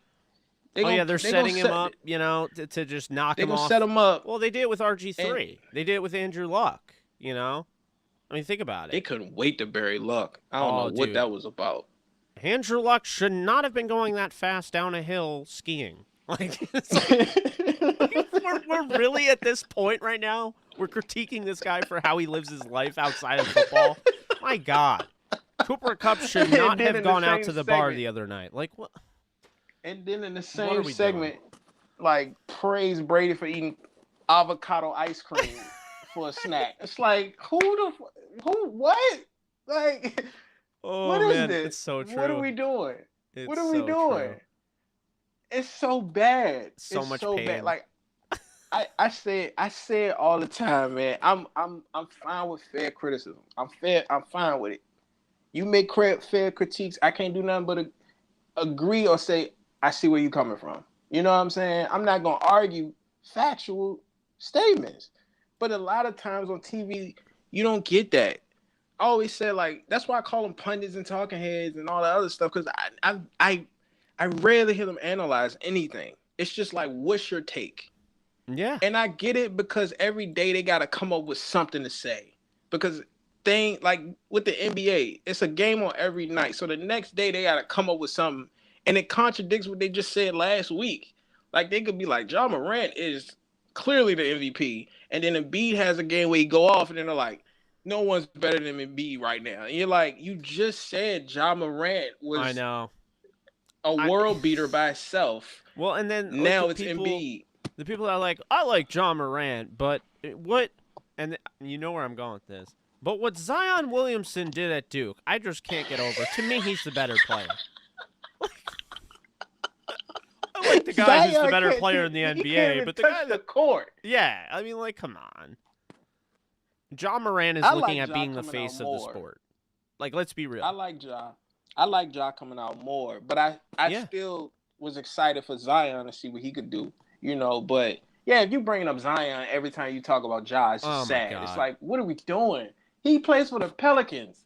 I know. He can't wait to leave there. It's just, at this point, man, I'll tell you, like, the Memphis Grizzlies are like 35-14. I don't want to hear it from anybody. Like, Ja Morant has done a great job. Yeah, they balling. Like he got hurt for a little bit, and they went on this losing streak. He came back. They won 10 straight, and they knocked off the Warriors, who at the time were the gift of God. Now they've fallen off, so they broke the Warriors. But yeah, going back to NFL here, how do you see, Nolan? How do you see this game going down? This Super Bowl, man. First, I hope they don't win the blueberries. That's one. No way. They gotta go with what they just wore. Don't wear it. Don't even think about it. Don't even think about it. You already been told not to do it. Yeah, don't do that. Don't do it. So that's one. Don't wear that. Don't do it. Don't piss off the fan base and have them scared. How I see it going, man.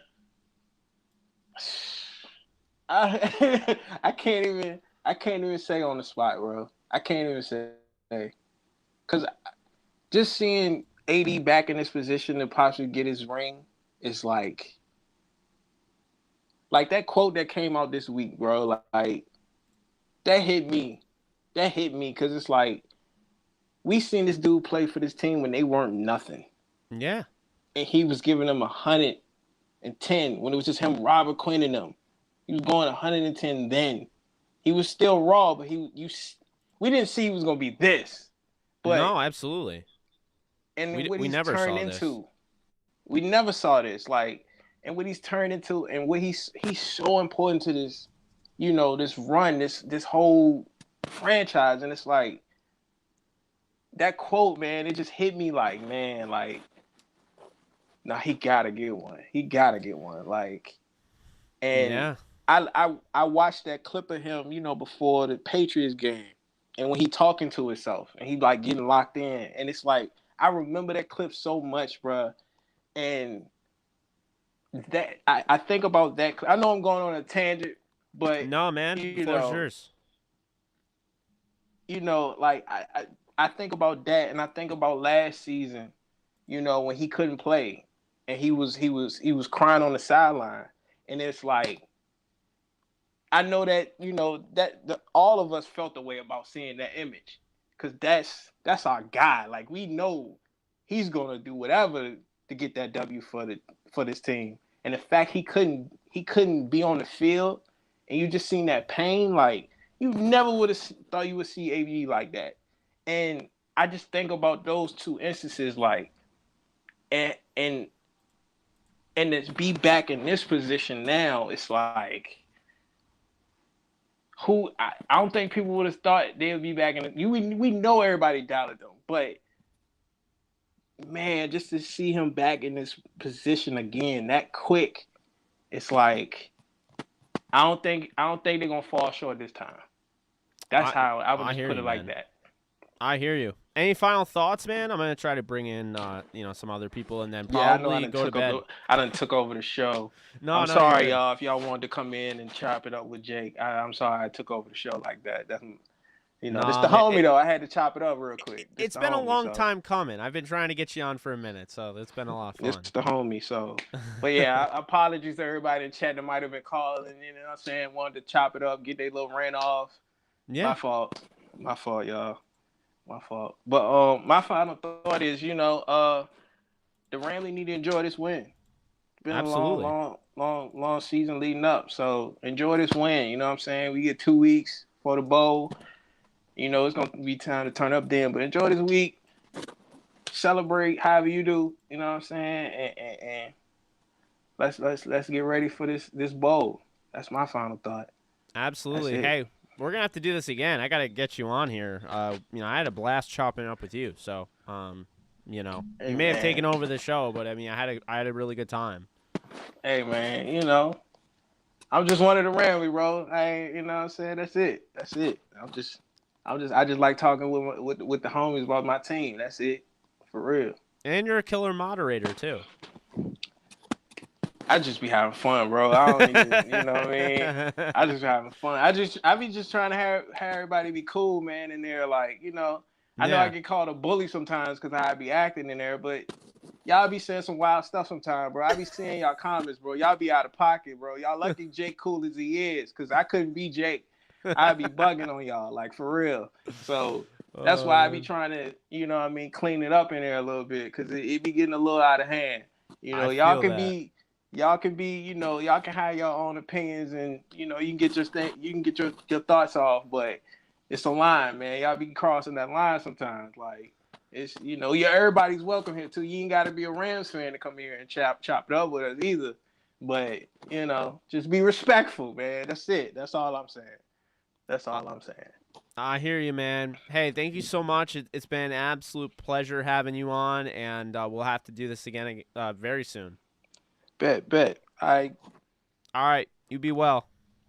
You already know, man. Horns up. Horns up. All right, that was shot by Nolan, who you guys have probably seen in every single live stream I've done. He was a tremendous guest. We've had a bunch of people on. Really appreciate everyone, showing their love, their support, wanting to be on the show. I'm going to try to get some people on here before I call it, because it is getting late, but I'm having a good time, so it's not like anything horrible.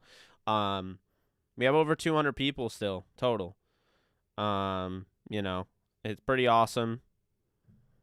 Can't stress it enough, but yeah, let's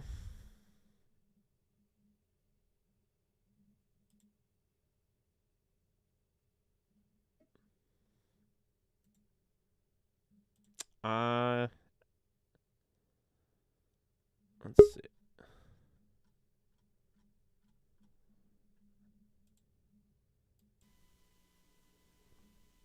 All right.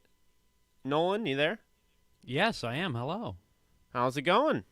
Oh, man, it's just going absolutely fantastic. We're going to the Super Bowl again. Absolutely. It's the second time in 4 years. Talk me through, how you were feeling in this game. Well, so coming into this game, I tweeted this out last night. I just want to say how impressed I am with Matthew Stafford coming in here first year in the system, going all the way. We're going to the Super Bowl. That's one thing that I am just so impressed by with Stafford working with Sean McVay, creating a system that works, bringing in Odell Beckham Jr., Robert Woods going down. Everything that we've gone through this year, even Cam Akers coming back. Obviously he's only been back for a few weeks now. Yeah. But what we've played through this year, just on the offensive side of the football, we've had, 3 or 4, not even 2 or 3 games where the offense has quote unquote underperformed this year, in my opinion. And I just think that that's just insane with all these people that we brought in new to this system this year. No, I agree with you. I mean, I think just this whole season has just been an incredible. It seems like it's been so long, and it's been like a whirlwind at the same time. I mean, I felt like that game in a sense like took forever, and at the same time it flew by, if that makes any sort of sense. Like it just seems like things that just they've gone well, and they've had their fair share of adversity that they've had to go through. I mean, this is not the greatest show on turf. Everything that I was told from people that watched it when they were old enough to truly remember, take it in. I was obviously a lot younger, so I didn't have that same feeling. I just watched it and enjoyed it. But everyone said they were unbeatable. You never watched a greatest show on turf game and assume that they could ever lose. And this game, it's like, this team, you love them, and they're so great, and they're in the Super Bowl, and yet you always have to sweat it out. Yeah, like I went to the game in Baltimore this year. It was the first football game I've ever been to. Oh, nice. And that game was insane. Like, at no point did I ever think, and this is very rare, I never thought we were going to win that game. Like, I felt that when we played San Francisco for the first time last year, I thought throughout that game, no chance we win this game. And then I felt that against Baltimore this year. But that game was crazy down to the last second with that Von Miller sack. I mean, that Ravens game to me was the final. It was the proving. It was the trial that the Rams truly had to get by if they wanted to, prove to us that they could do it. Prove to us that they could win the close games in the playoffs. They didn't play well in that game. They didn't play well in the Vikings game. They went down in some of these games, and they were able to overcome that and win. I just feel like they showed you a variety of ways that they can win games and a variety of situations they could be in and still come away victorious. And I feel like that really carried into the playoffs, and I think it helped them against Tom Brady and that comeback, because I can tell you right now, if they don't lose to the Niners week 18 and the Niners aren't in the playoffs, I don't think the Rams are in the Super Bowl right now. I think that the Rams had to lose that game, get their final loss out of the way. And I think really what it comes down to, very simple, is that losing that game allowed them to make a mistake in running the football, being conservative, punting the ball back, playing somewhat conservative defense, and giving up the game. And, in the mistakes, learn from them and actually change and reflect on it. And I feel like it just shows how great of a coach Sean McVay is and how he is far beyond anybody at his age, because guys, think about this. Bill Belichick, at age 38 is when he became a head coach. Sean McVay is 36 years old, and he's not only in his second Super Bowl already in 4 years, but on top of it, he is coaching against a guy that was on his coaching staff. He's already got a coaching tree to the point where he's playing his, a guy that is part of that coaching tree in the Super Bowl. Incredible. And then LaFleur, he's in the same boat there too. Yeah. It's crazy. Absolutely. I also want to point out that playoff Matthew Stafford, that narrative has got to change now. Well, it has to change to how great he is. Playoff Stafford's awesome. Exactly. Yeah. Because he was I didn't get to watch any of the game last week. The Tampa Bay game, I didn't see a single snap of it.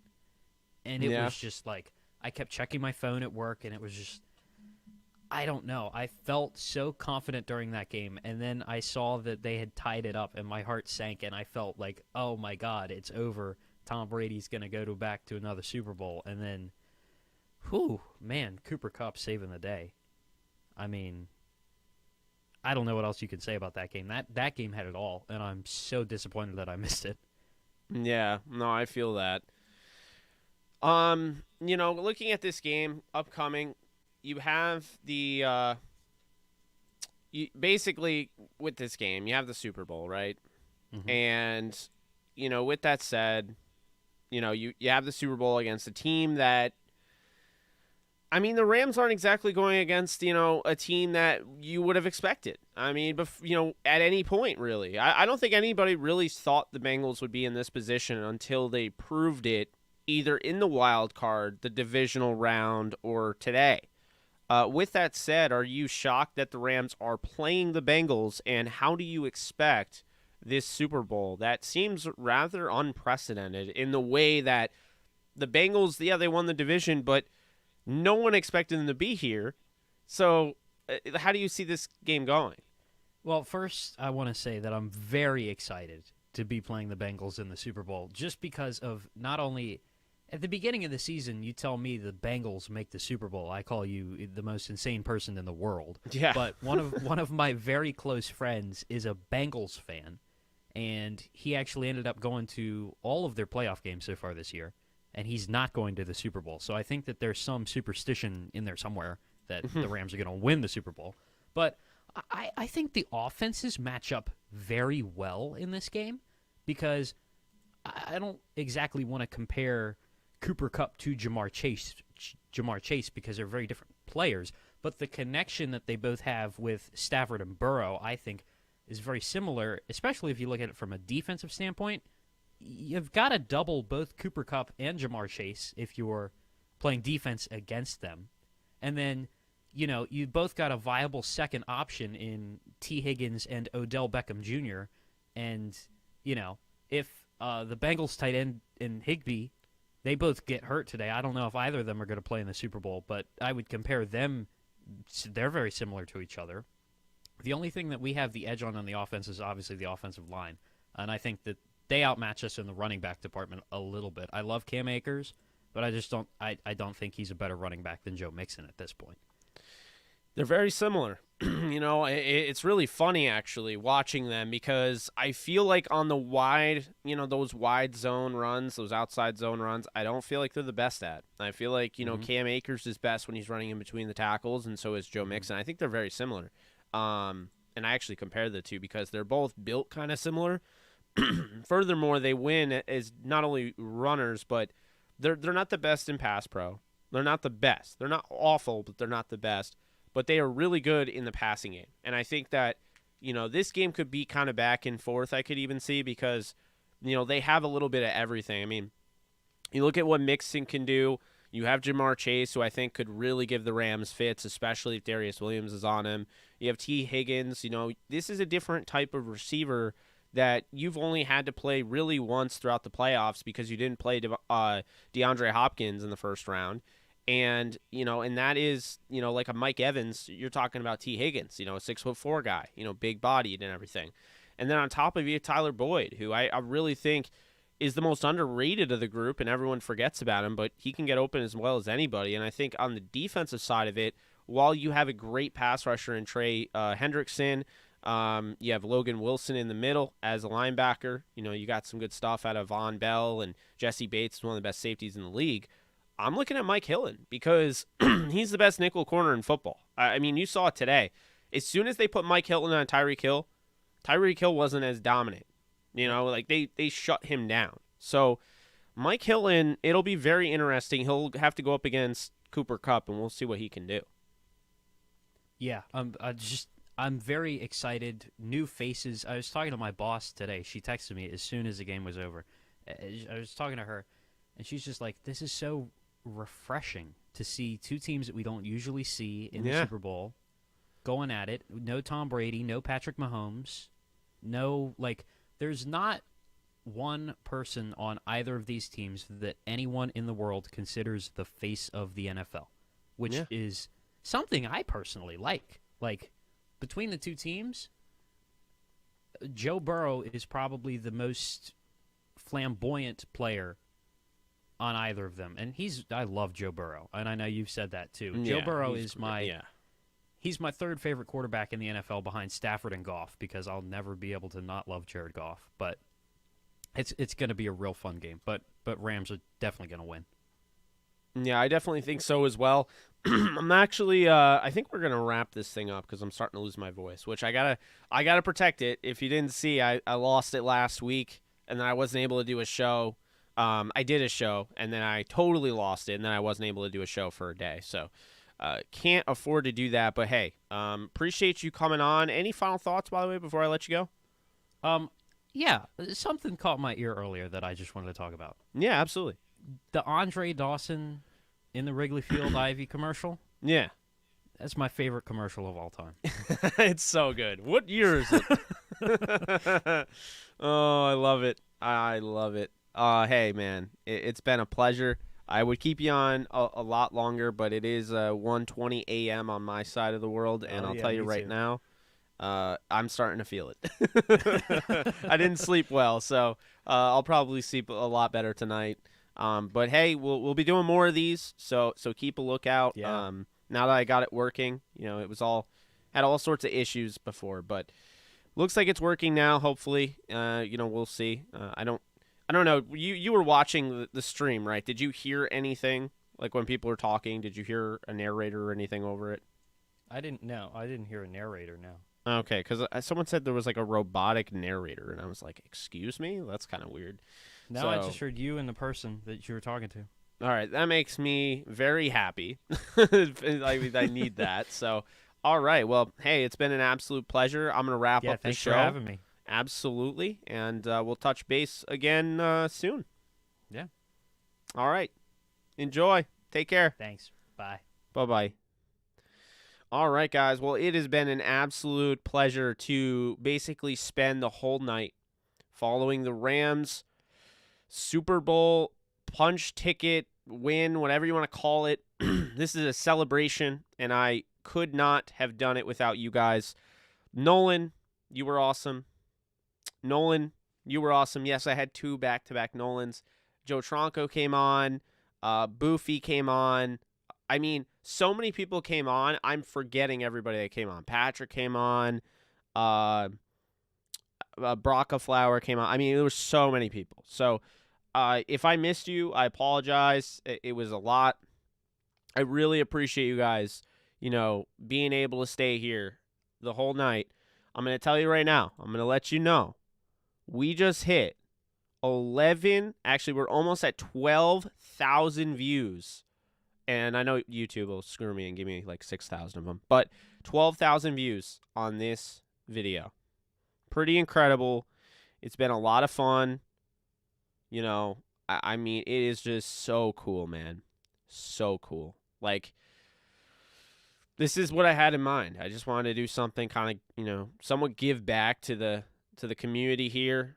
I love you guys so much. This is exactly how I wanted to spend my night following this win. So, I mean, I'm just so happy. When I leave this computer, I'll be able to go over to my bed, go lay down, get ready to actually sleep.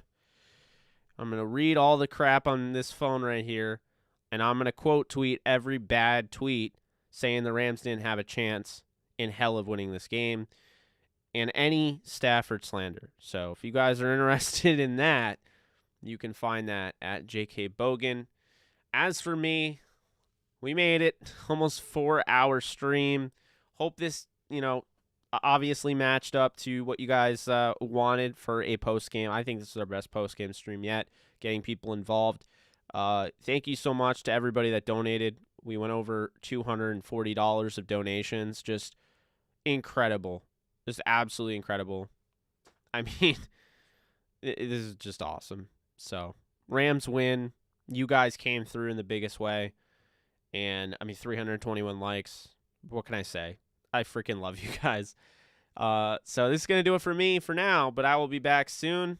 And we got a huge guest coming to you on the Downtown Rams podcast with Alexis and I very soon this week. Superstar, very well known. You'll have to find out. So that is it, man. That is it. Time to go enjoy the rest of your night, whatever's left of it. To me, it's January 31st right now on Monday, and it's going to be a Victory Monday, and probably going to go live. I'm probably going to go on a bunch of shows this week, but probably going to go live, and talk about the Rams and Bengals game a little bit, get us a little bit going, and maybe some Q&A, and I don't know, man. Things are just great. So, what can I say? If you're not happy, then you're not a Rams fan right now. And that's okay, because everybody's welcome in this channel. But appreciate you guys for your undying support. Go follow at JK Bogan. If you haven't already, be sure to subscribe to the channel. Let's roll right in the Super Bowl, man. Let's roll right in the Super Bowl and win the Super Bowl. The second Super Bowl in LA Rams history. Man, you guys take care. Be good people. I'll see you soon. Later.